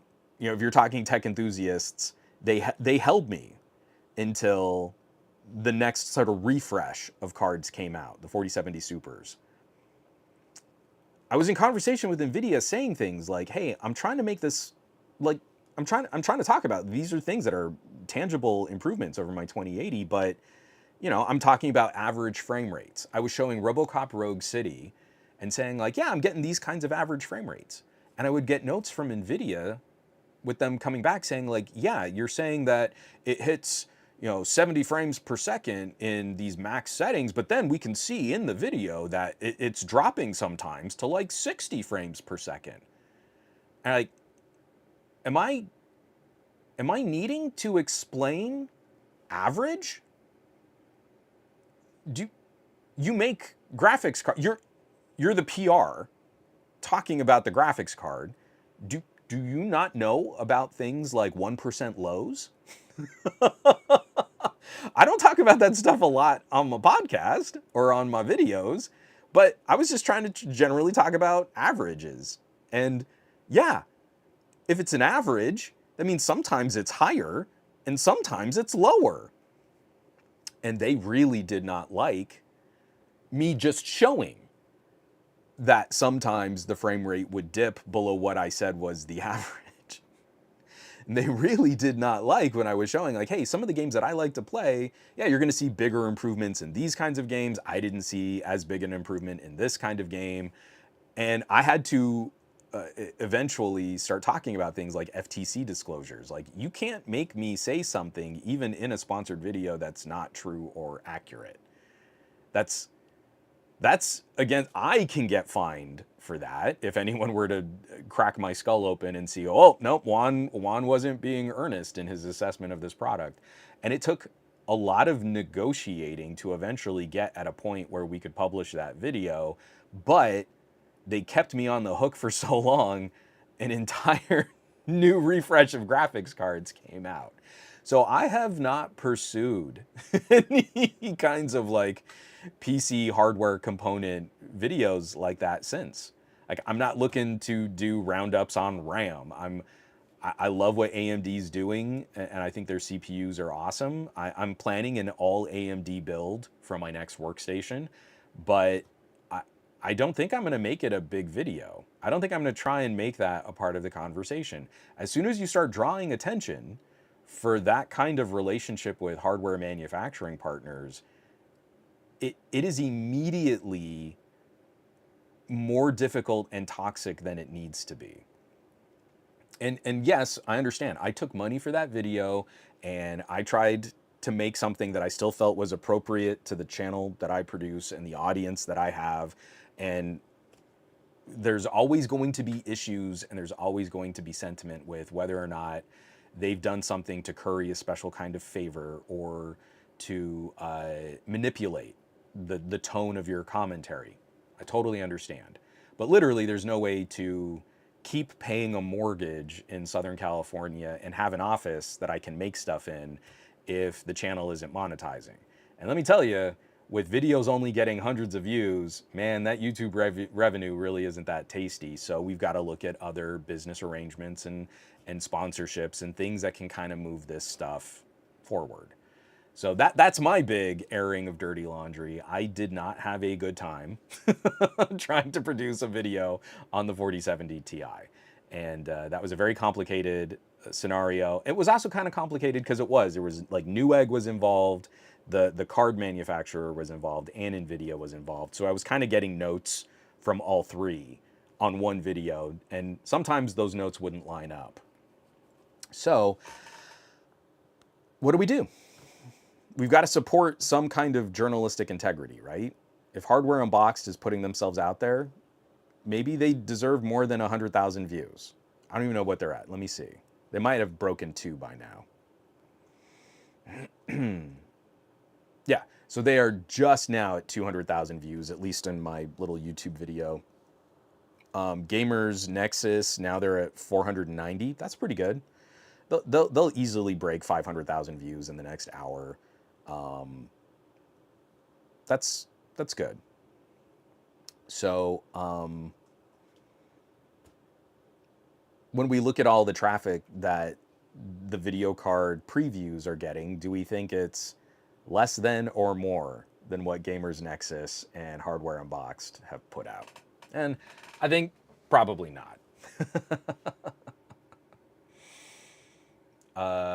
From Michael C., the Genius Bar podcast announced yesterday they're shutting down their podcast effective immediately. I wonder if with this Vision Pro disaster and Apple Intelligence stuff that it's losing its appeal. I really think it's just companies are not putting money towards keeping a staff that can continuously produce a high quality podcast. Because at the same time, the folks at Android Police, they're shutting down their podcast, not forever, but for the near future. For they're on an indefinite hiatus. I think Daniel Bader was saying in the podcast, like at some point they will come back, but something tells me like if there's not any kind of outcry or if there's not any kind of pressure, then Android Police will probably go silent too. So it's it's like I've been saying this for a while. It's getting dire out there. Whether or not you're like, oh, well, I didn't like the Android Police podcast and blah, blah, blah, blah, blah. Or, oh, Genius Bar, obviously, they're Apple fanboys and shills. Well, we can't even shill. What kind of content are you going to have 3 years from now? When even if you're accusing a podcast of just being shills, and they can't even shill and keep a podcast up and running, I don't know. You know, we keep seeing all these red flags, and I keep pointing. I hate feeling like the tech Cassandra. I'm pointing this out yet again. Here's another problem. Content you like is gonna go away. And people go, oh yeah, I know. I'm real worried about that. And then it goes away. So nothing changed. It didn't get any better. But maybe if we just use more Gemini. You know what? Like maybe if it's Notebook LM and they can make podcasts in Notebook LM and every podcast has the exact same pattern. And that's an interesting point. Let's talk about whales. And they eat krill. Oh, that's fascinating. Tell me more about how the largest mammals eat some of the smallest food. And that's what we're going to get.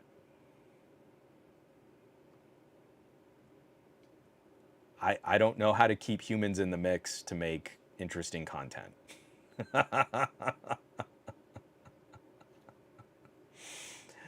From Enrico Vids. I'm surprised these companies don't just make the video and send it to the creator to post on their channel. I know a lot of PR people that would prefer that. Again, people that I no longer have any kind of relationship or do business with, and I know for a fact that they would prefer that instead. Every single time I have a conversation with someone like that, and I get that sense like, oh, you really have no respect for what even a little mini YouTube channel like mine is trying to accomplish. Okay. Yeah, I understand where we are in this relationship.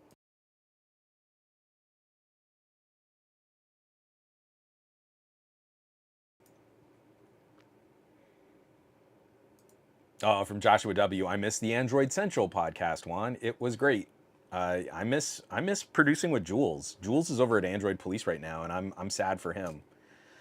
Me and Jules did a run on the Pocket Now Weekly, and I really liked the work that we did.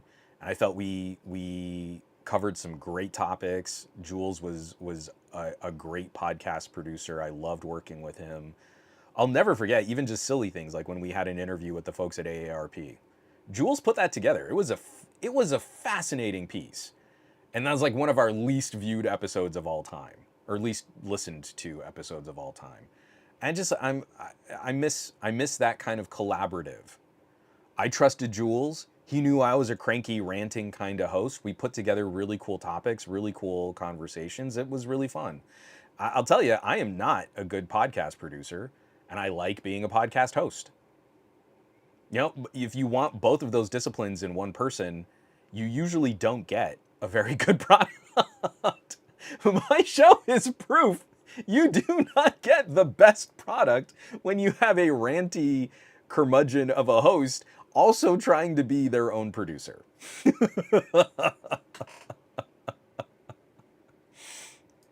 Yeah, Colin, exactly. I'm with you, man. Why pay for high quality podcasts when you can just push low quality hype? Did you read the new press release? That's all we need to talk about. The new press release had bigger numbers in it. So we do have a couple.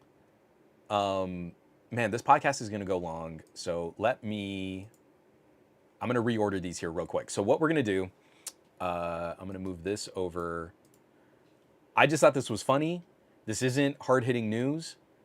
Technically, we're in the gadget block, I guess. Coming from WCCF Tech, written up by Omar Sohail, Apple Vision Pro price guessed incorrectly multiple times on the Price is Right show for the 256 gig version, despite the headset garnering massive attention worldwide. And I just want to get down. It appears that there are very few affluent technology enthusiasts around because the Apple Vision Pro did not even garner 500,000 units shipped, highlighting that an affordable alternative could be a potential solution to help the California-based giant ramp up shipments worldwide. As for the three contestants, so again, I don't know if people know The Price is Right. I grew up with game shows like The Price is Right. They put out products and then people guess on how expensive the products are. And if you guess the best, then you go on to do another game that can win you maybe money or prizes. So the Vision Pro is showcased as one of these products, and people have to guess how much it might cost. And so back to the article. As for the three contestants, one mentioned a price of $750, with the second one guessing a figure of $1,000, and the last one believing that the Apple Vision Pro costs $1,001. So, here's the problem with that article. Two people believed the Vision Pro had a certain price around $750 and around $1,000. That last player was playing a strategy. Oh, strategery. On The Price is Right, you do something like, oh, okay, so this other person guessed $1,000. I am confident that this thing costs more than $1,000, but I don't want to overguess. So let's say I think it's $1,500, but I guess $1,600, then I'm just eliminated from the competition.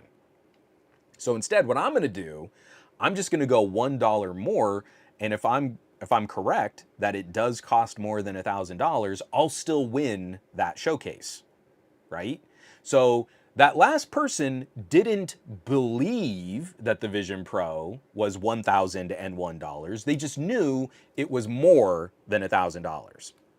And that all they needed to do, they didn't need to try and guess the exact price, they just needed to be the closest. Well, obviously, if you watch a podcast like mine, you know that the Vision Pro is $3,500. So the two people actually putting in guesses, $750 and $1,000, were a bit off. Like 3 or 4 times off the actual price of the Vision Pro. I just thought that was hilarious. Yeah, JGJ, sorry, that's the better way to phrase it. It's whoever gets closest to the actual retail price without going over. So that third person who guessed 1,001 absolutely played the game the way it's supposed to be played. You don't need to guess the price. You don't need to be within a certain dollar amount of the price. You just need to not go over the price. Flipping hilarious. Because also this is all wrapped up in, man, Vision Pro, what an astounding piece of technology, but it's too expensive. I guess Apple needs to come out with a cheaper headset, maybe something like $2,000 instead of $3,500. And Apple's going to do that, and they're going to get tons of praise for meeting consumers. Consumers didn't want an expensive headset. They wanted something more reasonable, like a $2,000 headset. And then something like Valve's Deckard is going to come out, and everyone's going to go, what, this headset's $1,500? That's way too expensive. You can buy a Quest for like 77 cents and a half a ham sandwich. Because Facebook's going to rip off all your data. So for some reason, Apple's going to get positive commentary on cutting the price of a Vision Pro down to an Apple Vision, which I'm sure is going to come with a ton of hardware compromises. But then something like Valve Deckard is already getting commentary. It's not even out. It's not even announced. It's not even released. It's too expensive. Who would spend $1,500 on a really high quality mixed reality headset when you could spend $2,000 on an Apple Vision? And we know it's going to happen because Apple can put pressure on this industry in ways that Valve can't. So we already know. I think this is what's so frustrating, is that it's so horrifically predictable. They're not even clever anymore. They're not even trying to hide it. We know anything Apple does will get some kind of tacit positive consideration for the future of really high tech. It's a new platform. Give Apple unlimited runway. Oh, but Valve Deckard, I don't know, that's too expensive. From Darcy Castleman, come on down. I need to rewatch. There was that documentary on someone who he didn't game The Price is Right, but he was just really good at like memorizing all of the different product showcases.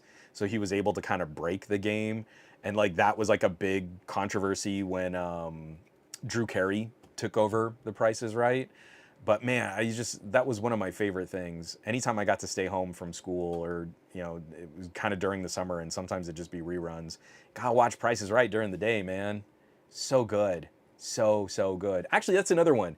Um, there's a movie, I think it's called The Luckiest Man in America. And I need to see this. It's about the guy who broke the patterns on Press Your Luck, and like went on to win like the largest cash prize in game show history up to that point. And I really need to watch it. It's got the guy from Cobra Kai. I can't remember his name. I really like that actor. God, I can't remember. But yeah, I think it's called The Luckiest Man in America. Just another quick little. I don't know that this is a bummer, but I was a little disappointed to see. This is written up by Andrew Cunningham over at Ars Technica. Microsoft Surface lineup reportedly losing another of its most interesting designs. It looks like Microsoft is going to discontinue the Surface Laptop Studio. And I don't know if anyone in chat, how upset might we be about the Surface Laptop Studio? I was really thinking about this one. I love the Surface Pro form factor. Within arm's reach, I have my Robo and Kala. I have the OnePlus Pad, the OnePlus Pad 2. Very similar ideas for making a slate type computer, portable computing experience. I really like the Surface Pro. The Surface Laptop is one of my all-time favorite laptops. It is one of the best machines I've ever owned. I've ever used. I love the Surface Laptop 7. I never really felt that the weird fold under hinge design on the Studio was the right fit for me. If I want to go tablet mode, I love being able to just rip the screen off of the keyboard. I miss the Surface Book. Remember the Surface that had like a keyboard dock, and then you would rip the screen off and it had its own CPU in the screen? And I really hoped that with ARM processors, we would see that idea come back. There's no technical reason why we couldn't have a dedicated GPU with an ARM SoC. Literally, Qualcomm engineers point blank said that to TK and I when we were down in San Diego. There's no technical reason you couldn't do this. Take that however you want to take it. But this idea of the screen sort of folds over the keyboard, but with like that little panel hinge in between the screen and the keyboard, I don't know. This is the one design I kind of feel like of all the Surface products, it never really did it for me. And I don't know if maybe I'm just missing something, or if someone out there in the chat like really loved this idea. But the only time I've liked that kind of screen over keyboard idea is on the Lenovo style swivel hinge. So I had a Lenovo Twist. I loved that Twist. Swivel it, fold it down, your keyboard is protected. I love the swivel hinge so much more than having your keyboard be exposed. In tablet mode, I hated the yoga style, where you open it, but when you swing the screen all the way behind, the keyboard is sticking out the back. I've never liked that style of convertible. But that's also on my my G-Tac. So I have the rugged G-Tac, and it's the same thing. You swivel it, fold it flat down, and you have this humongous chunky tablet. I flipping love it. So I felt like Microsoft kind of reinvented a wheel that they didn't need to reinvent. I'm sad because I want to see other creative designs, and I want to see other novel approaches to how do you make a portable computer. But I feel like Microsoft did this better with the Surface Book than they did with the Surface Laptop Studio. So I don't know. Maybe I'm being too critical, but I hated that this never really laid flush. It wasn't completely flat. There was always just like a little bit of an angle or an edge to it because of how the panel would get stuck in between the screen and the keyboard. I shouldn't say stuck, but how it was placed in between the screen and the keyboard.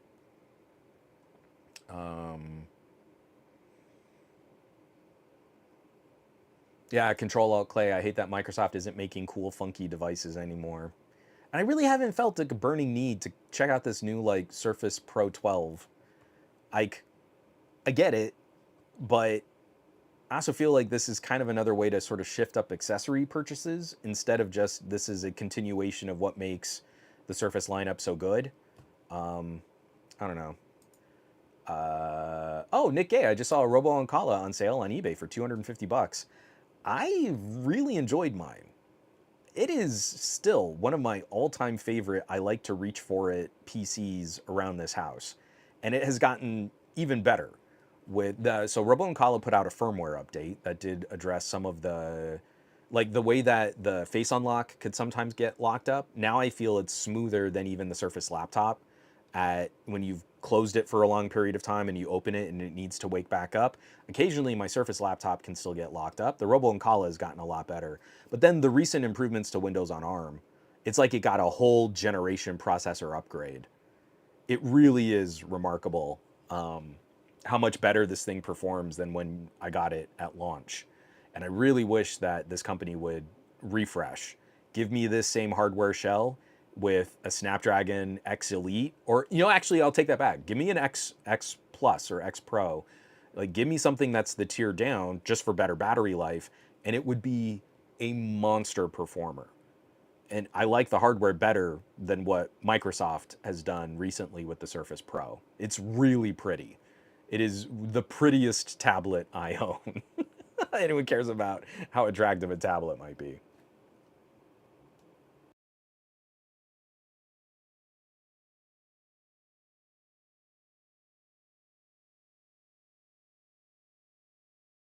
Okay, so did that get us through? Oh, and lastly, I just want to highlight this. The article that I've got is Italian, but let me get that there. The article I have is Italian, but I put it into Google Translate. It's fine. I'm real good at hosting a podcast. So I caught it first on ceotech.it. Xiaomi X-Ring 01 official top performance and launch in May. Again, I translated this from the Italian. This is an Italian website. But Xiaomi looks like it's ready to go with X-Ring. So this is an SoC with, this is Xiaomi's custom configuration for a processor for a phone, and the core configuration and the cores being employed look a little older. Well, do they say it's the 4 nanometer TSMC processing? Okay, so without getting too deep in the weeds, because I don't want to spend a lot of time on this, I just want us to keep an eye out for it. What it looks like Xiaomi is aiming for is performance somewhere around a Snapdragon 8 Gen 2. And if you've been keeping up with recent developments in SoC fabrication and processor performance, that's still phenomenal, ridiculous overkill performance for the vast majority of smartphone consumers. I mean, I have always within arm's reach. This is my Xiaomi 12S Ultra with a Snapdragon 8 Plus Gen 1, which is pretty close to the 8 Gen 2. And this thing is still going toe-to-toe with the newest Google Tensor. So if Xiaomi can deliver their own, their first custom SoC, I think in a while, I can't remember if there was, because I know they've been making co-processors for a long time, regardless.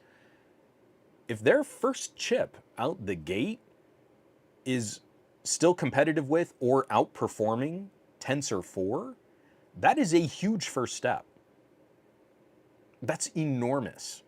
Yes, Qualcomm and MediaTek will still outperform. They're still going to be better for gamers. MediaTek is still going to crush when it comes to actual CPU-bound workloads, content creation, stuff like that. There's nothing touching MediaTek right now if you want to edit a quick video on your phone. It is ridiculous performance that we have on these devices. But if MediaTek can control that aspect of their own device, optimize, they're building the chip specifically for the differences in the software that they're going to be putting onto their own Android skin. They can offer up unique support. Maybe they are looking at longer term support than paying for sort of a licensing deal with Qualcomm instead. There are all these little like kind of factors and unknowns, but more competition in this space is going to be a good thing. It's why I was so excited for Google to start doing Tensor, and why Tensor 1 and Tensor 2 were more disruptive than I think people gave them credit for. It's with that kind of application of, hey, we're making our own chip. Now Qualcomm is saying, hey, well, we can do 7 or 8 years of licensing too. If Samsung wants to pay us for extended support, we'll offer it. And now you have Galaxy phones that have like 12 years of software support, but not really. So we could see this relatively soon.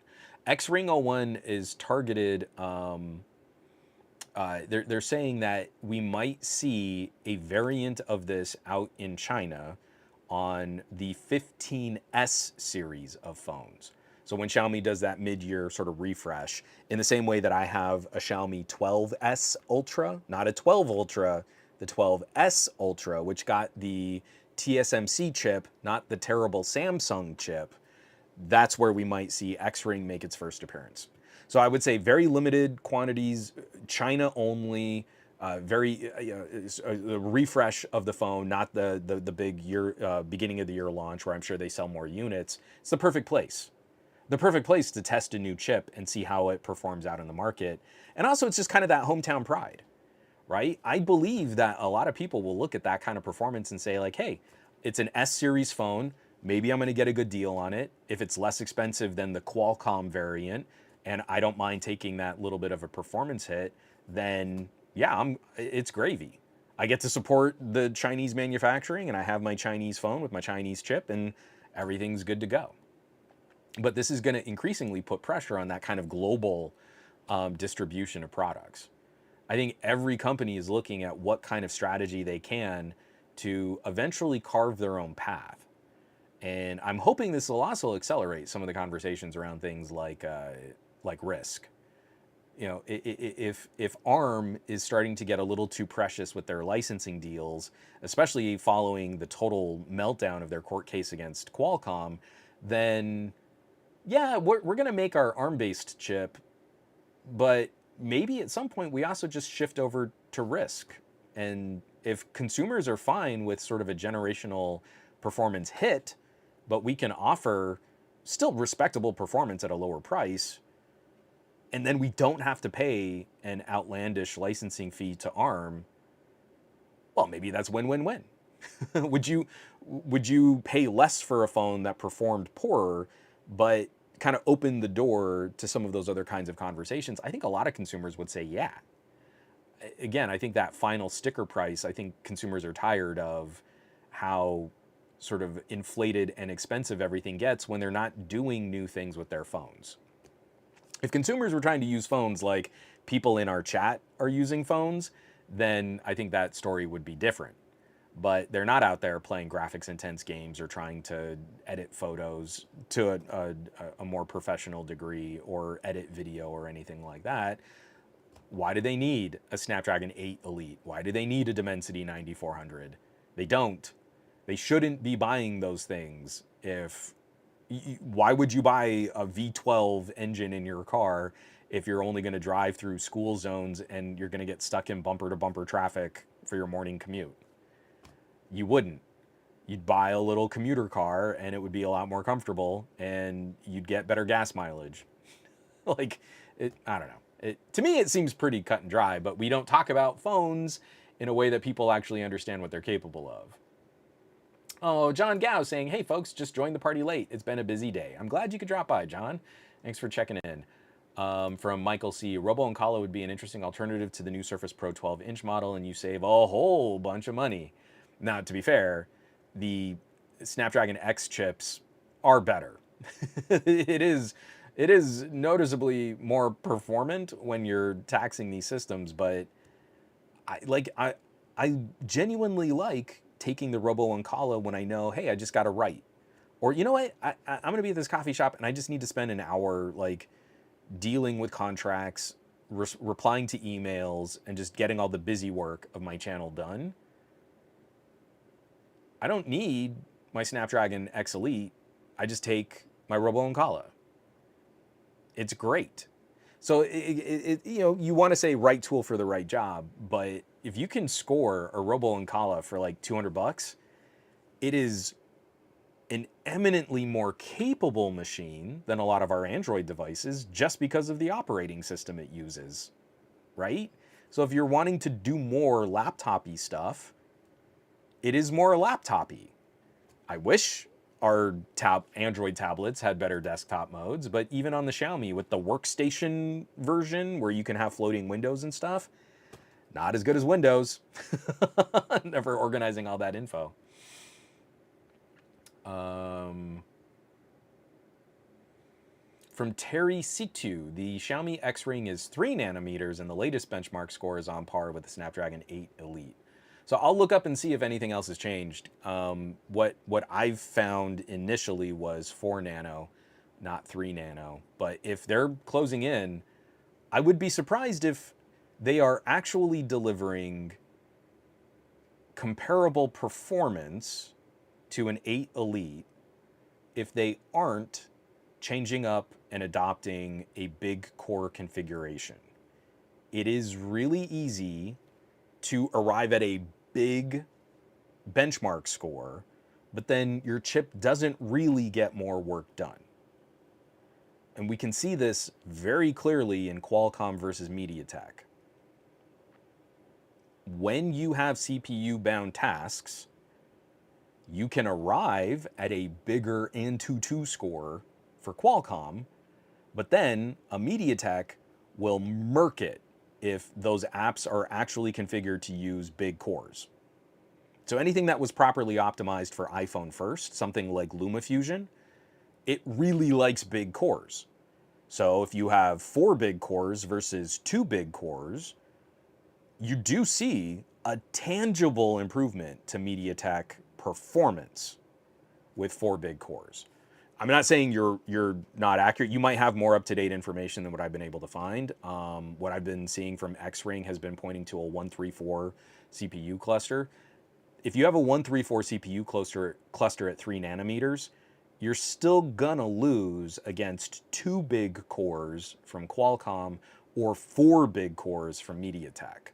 So 134 is awesome as just sort of a daily driver kind of experience, and you can get huge benchmark scores out of that, but it doesn't actually do more work. Synthetic benchmarks do a terrible job of telling us how much work they can do. Actually, I'm just kind of curious. Let me see if I do Xiaomi X-Ring. So what is this? This is from yesterday on Tom's Hardware. And they're saying Kirin 90, SoCs, X-Ring, there's a deca-core layout, 2 Cortex X925 Prime cores. So Tom's Hardware is saying it's not a 134, it's a 2422. But what do we have? So 4 A725s, 2 A720s, and 2 A520s. Honestly, you could get rid of the A520s. I feel like MediaTek has done a good job showing like those little tiny efficiency cores really don't help much. But yeah, if you have 2 Cortex X925s, then you could be in 8 Elite territory. So yeah, actually, Terry, that's a good find. Thanks for sending that my way. If X-Ring is that competitive, that's even more dire for Google. I just really haven't been happy with Tensor 4. I really wanted Google to keep on the big core. When Tensor 2 was refined and still had two big CPU cores, even though they were slightly older CPU cores, I thought they were better. And we've got to wrap up the show, and I still want to talk about Google I/O. Let me take another drink of water here, 1 second.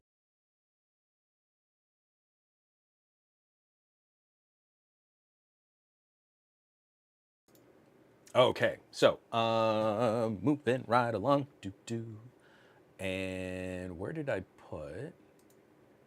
So, I guess to kick this off, I have a question, and I'm curious what people's thoughts are. Google I/O is a developer conference.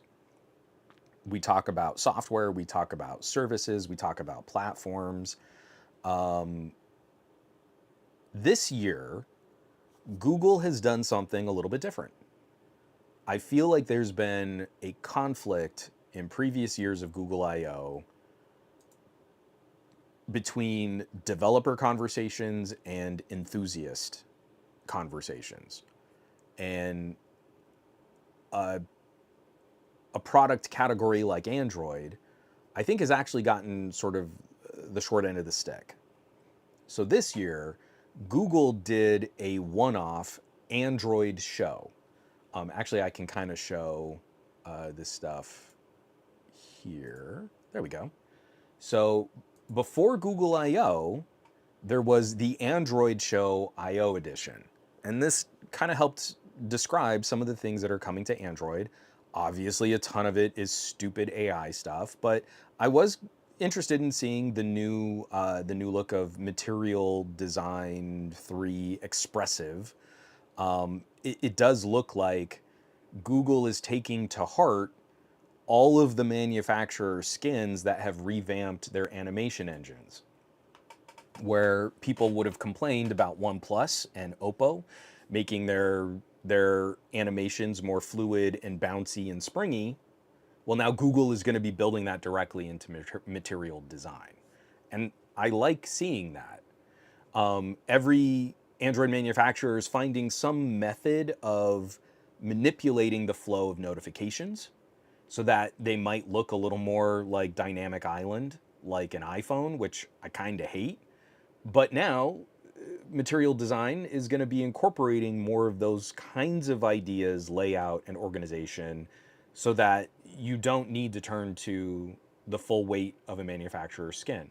A company like Motorola or a company like Sony, I think will benefit from this tremendously because they don't do a lot of skin overlay tweaking. They kind of just roll with whatever stock Android really looks like. Even a Pixel has more customization and more skin on it than a Sony, an Xperia might. I'll be curious to see what starts getting incorporated from companies like Samsung, because I think Samsung has actually struggled with their last two versions of One UI as Google has started putting out these kinds of changes. We started to see this kind of incorporation of other ideas from other skins. And revamping an animation engine is kind of a big deal for Samsung because One UI has been built on so much kind of custom Samsung endeavor, so much custom Samsung code. It could make their issues with One UI even more troublesome. So I'll be curious to see, like Xiaomi, Oppo, Vivo has even like refreshed. Like FunTouch has gotten a huge bit of polish recently. But now Google can offer at least like a new base tier. All Android phones should look a little bit prettier, a little bouncier, a little more animated with Android 16 moving forward. And so now a manufacturer shouldn't have to make all of that UI pretty from scratch. I think that kind of stuff is pretty cool. I was a lot less interested in the Gemini stuff. I did like the some of the new security. So what they're doing with the Find My network, making it more of like a Find My device hub for all of these different devices. We've seen this sort of heading in that direction already. They incorporated like Bluetooth earbuds. And now this app will remember the last time you connected to any pair of Bluetooth earbuds. And if your Bluetooth earbuds are newer, they can work a little bit more like tracker tags. Really, really cool stuff. I'm glad to see all of these things are starting to improve. I distracted myself talking about the Android show. I'm curious what people's thoughts are. Is this better for Android if it's not a part of the main stage presentation or the main developer conferences in the same way for Google I/O proper? Google I/O is going to be kicking off this week. We're going to see all this talk about AI. I think a major part of this is also going to be talking about glasses, if it's AR or XR or VR or MR, whatever they're going to call it, stuff you put on your face, I think is going to be a bigger part of Google I/O this year. And it seems like the executives here tried to get around the criticism that there isn't much happening in Android, so they held their own little mini event to talk about Android stuff. Does this say to you there's more confidence in Android moving forward or less confidence in Android moving forward? It's pretty clear Google now considers themselves an AI company, so they want to focus on Gemini. It seems like putting AI on our face is really popular because Meta did it. So now face AI is going to be a major thing for Google moving forward because Google is an AI company. But Android is this core platform tying together numerous devices like watches and phones and tablets, and now Chromebooks are all going to be Android-powered devices, and it does make me a little concerned. Google doesn't seem to make the same kind of direct monetization from user interactions with Android. Android is just a framework that ties you to other services that Google does monetize. So I'm curious, do you feel like this is a step that makes Google's ownership of Android look more confident or less confident? They're really working to make the operating system the best it can be so that then they can stitch on their monetizable search and AI services? Or do we feel like this is a concession? Google acknowledging that they just don't care that much about Android. So we're going to put this as its own little preview to I/O, but what we really care about is AI. And I genuinely don't know. Like, again, I'm ascribing motive to a massive amorphous corporate blog that is Alphabet and all of their individual products and services and platforms. Also heavily under scrutiny and investigation for anti-consumer business practices. But I don't know. I don't know if I like this better. If I'm a fan of Android devices and Android products, am I happy that they did a mini show just featuring Android? Or would I have wanted to see Android be a much bigger part of the I/O presentation in general? So I rambled on a lot. If you have a feeling or an answer to that, please drop a comment in the chat.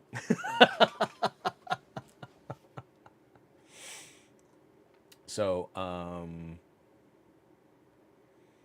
oh yeah, and Jimmy Fire Dragon is saying, I think there was some Wear OS 6 stuff as well. I don't like the Pixel Watch. I really don't. I am such a hardware guy.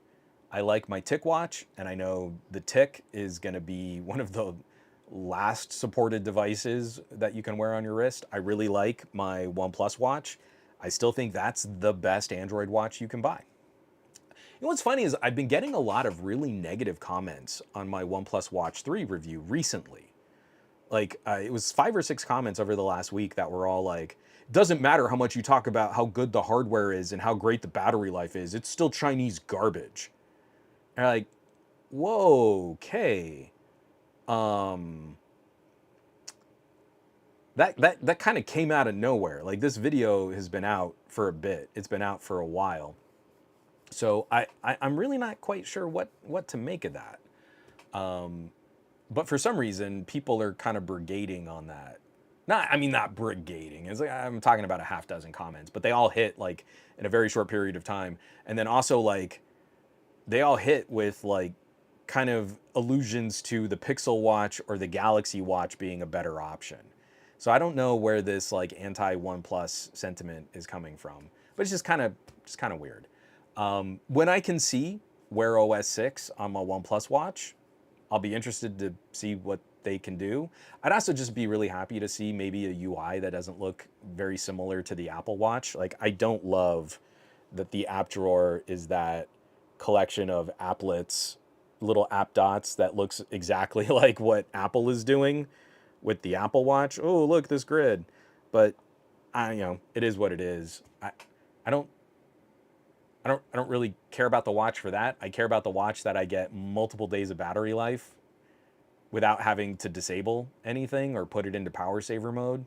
And I wish more people cared about that, where if I need it to just be a basic fitness tracker, I can get 2 weeks out of this watch on a single charge.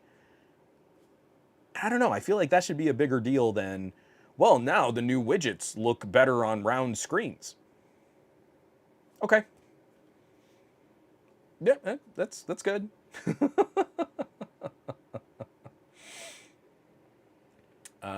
From John Gao, I think Google is just prioritizing Gemini and all the AI BS during the I/O keynote while leaving a period of press window for the Android stuff beforehand. I think that's very clear. I'm just wondering, like, does that make you feel better about Android? Like, do you feel like Google's stewardship of Android is better? That they're not making Android more of a main stage presentation? Or does that make you feel more concerned about how Google is managing Android? I am torn on that dichotomy. I'm torn on that split. And for Michael C., it might just be straight up xenophobia. Like, I just generally don't care if the company I'm buying my phone from is stationed in Korea or China or whatever. That variable is the least important to me. I just don't understand why it comes in waves. Like, Google found people in their algorithm that don't like Chinese products, and then those are the people finding my video. Okay, well, go and watch a video on something that will make you happy. If you know you don't like OnePlus, why are you watching a OnePlus review unless all you cared about was me trashing OnePlus to validate your bias? Like, why seek out the video of a thing that you know you don't like? Well, actually, to be fair, I guess that's what YouTube has kind of become in general. JGJ, maybe Google is preparing to get Android separated from them. I don't think that's going to happen in the near term. I think Google is really circling the wagons around Android, making Android development just a touch more restrictive. It's closed door before they push some of the actual Android updates out to AOSP, because they know Chrome is likely going to be taken away from them. And I think that's their strategy. If we lose Chrome, they can salt the earth with all their manufacturing partners. You could still keep using old Chrome, or you could come to us and switch over to Android that looks and works and behaves just like Chrome. So I think they're really protective about Android. I'm just not sure why they made this move. So anyway, I did want to just kind of loosely touch on some of the just the keynote here, because we're 22 hours away from Google I/O starting. I'm glad Google decided to wait for my podcast. They didn't do it on the same day as my podcast to do their keynote. So they're joining community groups and planning your I/O. We've got the Google keynote. There is going to be an Android stage, but the main stage is, I think, largely going to be focusing on AI. And then the other big topic seems to be XR. So we've seen Google walk into presenting glasses that can translate, like do speech translation. And then they walked away from that because Samsung put pressure on them. And then they started talking up Gemini, and they kind of came back. They showed those glasses again, and then with more cameras and more visual recognition of different things, and trying to find a continuity where you're having this exchange with an AI bot. So, hey, what am I looking at? You are looking at some flowers. Tell me about the vase. The vase is this. Where can I buy the vase? And it's just this constant like back and forth with your glasses, looking at a piece of visual data and using Google's AI tools to do that exchange. I really don't.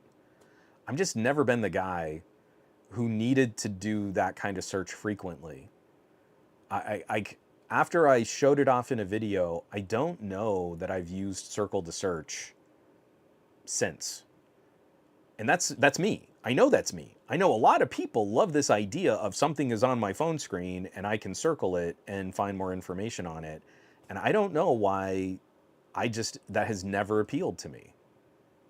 I just genuinely don't search for things like that. Oh, wow, look at these shoes. Those shoes look so cool. Let me circle the shoes and search and see if this AI bot can find more information on these shoes.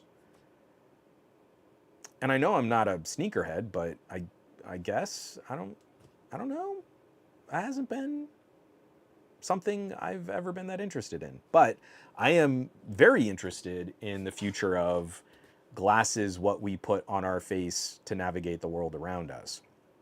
So I'm going into Google I/O really hoping to see some kind of tangible strategy, some kind of way that we can move forward with glasses that assist us.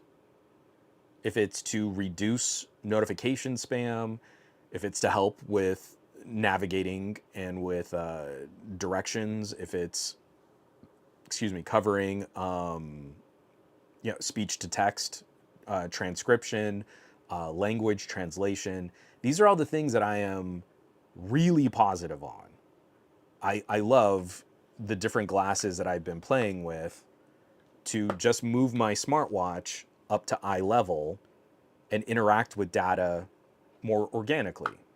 And I love showing people these glasses now. My daughter's softball team, one of the parents stopped me and is like, okay, what's going on with your glasses? And I love it that it's always like someone comes in like, okay, I know something's up. So what's going on with those glasses? And then I put them on their face and I just tell them, hey, look up and catch the dashboard and you can see all this information. And like, it's like I just catapulted them 5 years into the future.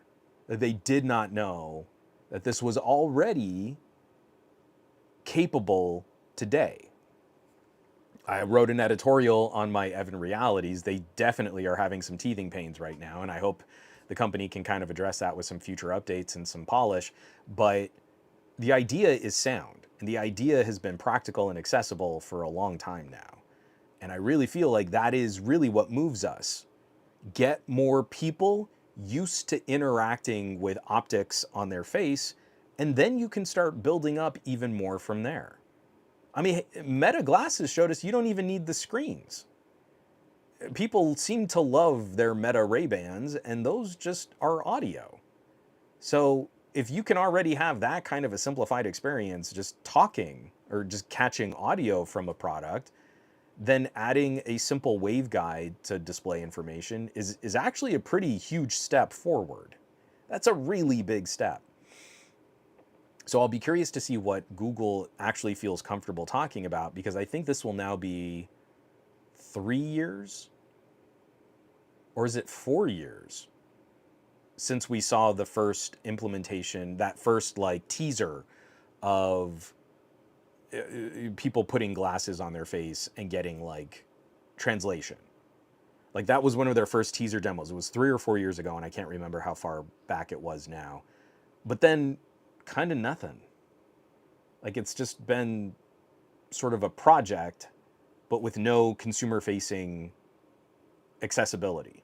When Evan Realities, that's accessible. The holiday glasses, I don't know that they've been shipping out at scale. I know you had a lot of backers. That Kickstarter still seems like it's moving, but it's not there yet. Vuzix. The Vuzix glasses have been surprisingly good for this kind of just notifications popping up at eye level. Speech to text works so well. It is so fast.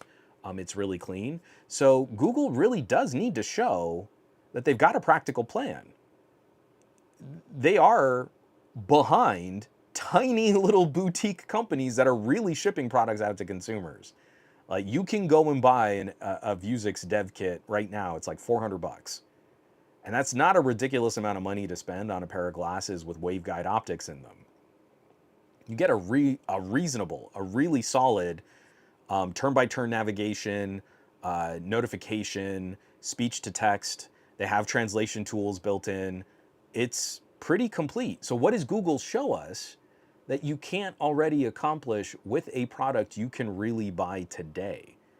I know they want us all to be running Android, some kind of Android XR, but why do we need to do that? If the glasses are going to be paired with an Android phone, why do we need to run yet another full build of Android? For most people out there, they don't need to run a full build of Android on their wrist.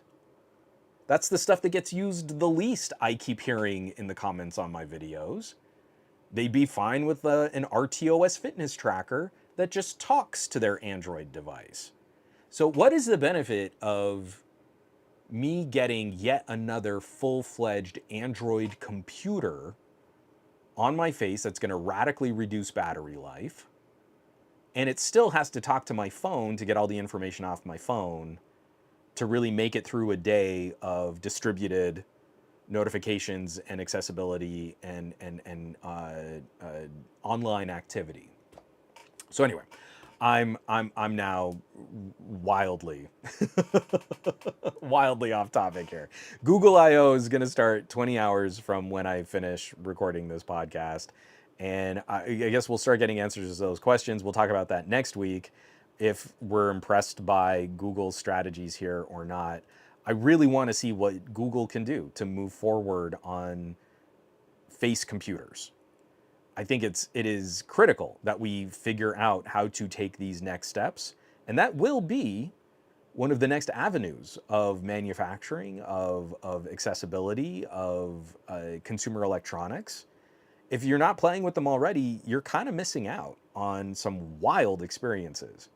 I do not like leaving the house without some kind of waveguide so that I get my notifications up at eye level.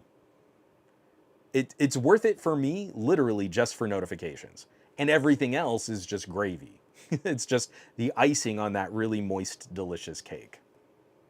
So, oh, John Gow, I'm curious to see how much Focal's DNA is left in the Google prototype. I'm not imagining much, because I think they're kind of just going to keep rolling with the same prototype that they showed at I/O a couple years back. Those really kind of larger, squarer framed glasses, and then they used that for a Gemini demo with the little cameras built into them.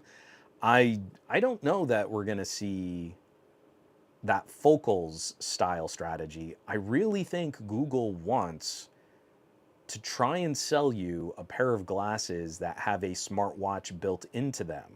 And they aren't just an accessory to your phone, that they could legitimately be another computer like your phone. And I don't think that's the right next step. I think that harms innovation and consumer adoption, because we know the first generation of those devices are going to be pretty janky. Like the first round of smartwatches were functional and passable, but they're not as nice as what kind of the follow-up smartwatches were after we worked out some of those teething pains. I really feel like you need to get more people wearing face displays first, and then you can start tacking on more functionality. I think if Android XR is a requirement for Google's strategy here, it's really going to slow down how quickly we can get these things on people's faces. And yeah, Enrico, I love the HUD on my Sonata. It works with the car's internal nav, but not Android Auto. It would be nice if it could link to glasses or the HUD. Yeah, Android is now trying to find these pain points that make it more like Apple's ecosystem. And yeah, you're right. It sure would be nice if the thing that worked in the way that you think it should work. I have this gorgeous heads-up display in my car. It gives me information at eye level. Sure would be nice if it worked with other things that might be in my car. From Mountain Dew Lou, I've been considering the Echo frames ever since they came out, and I am serious. I want to put my prescription in them. Yeah, I've had almost no experience with the Echo frames, so I can't really speak to what those differences are. But I can say, like, from Halliday, from Evan Realities, from Vuzix, I'm talking to 2 other companies that I'm kind of under embargo on. If you can get your hands on something just to play around with it, absolutely. do it. Try it. If you know, check out the return policy. Can I send these back to you if I don't like them? But it is crazy how we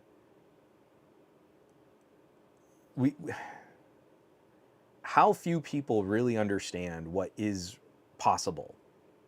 And you don't think it's going to contribute much, but if you're like me and you have a lot of digital noise in your communications, man, these things are so good at gatekeeping and keeping relevant information up at eye level and getting you to the point even faster.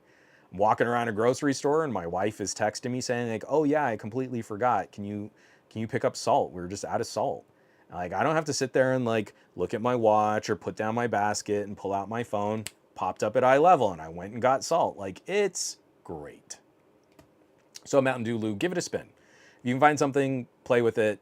But that's what we need to do is encourage a bit more curiosity and a bit more play. Because then this stuff would be a lot more fun. And I just noticed that we are, again, 2.5 hours in. So I'm going to take one more drink of water and then we're closing this out because I just can't talk anymore.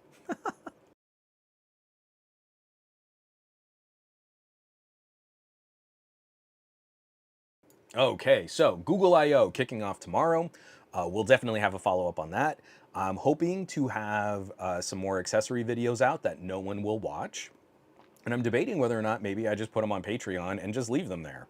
Because then, at least if fewer people are watching that video, it's people who actually care to watch this stuff. I don't know. Drop me a comment. What do you think? Should I just give up on YouTube? It seems like YouTube has given up on me. Womp womp. But yes, we'll have some more content coming out soon. Some more reviews coming out soon. I've got a really fun phone challenge that I'm kind of interested to see if maybe if I talk about a smartphone that Google will actually show my video to some people. It could happen. So stay tuned. We'll be back next week.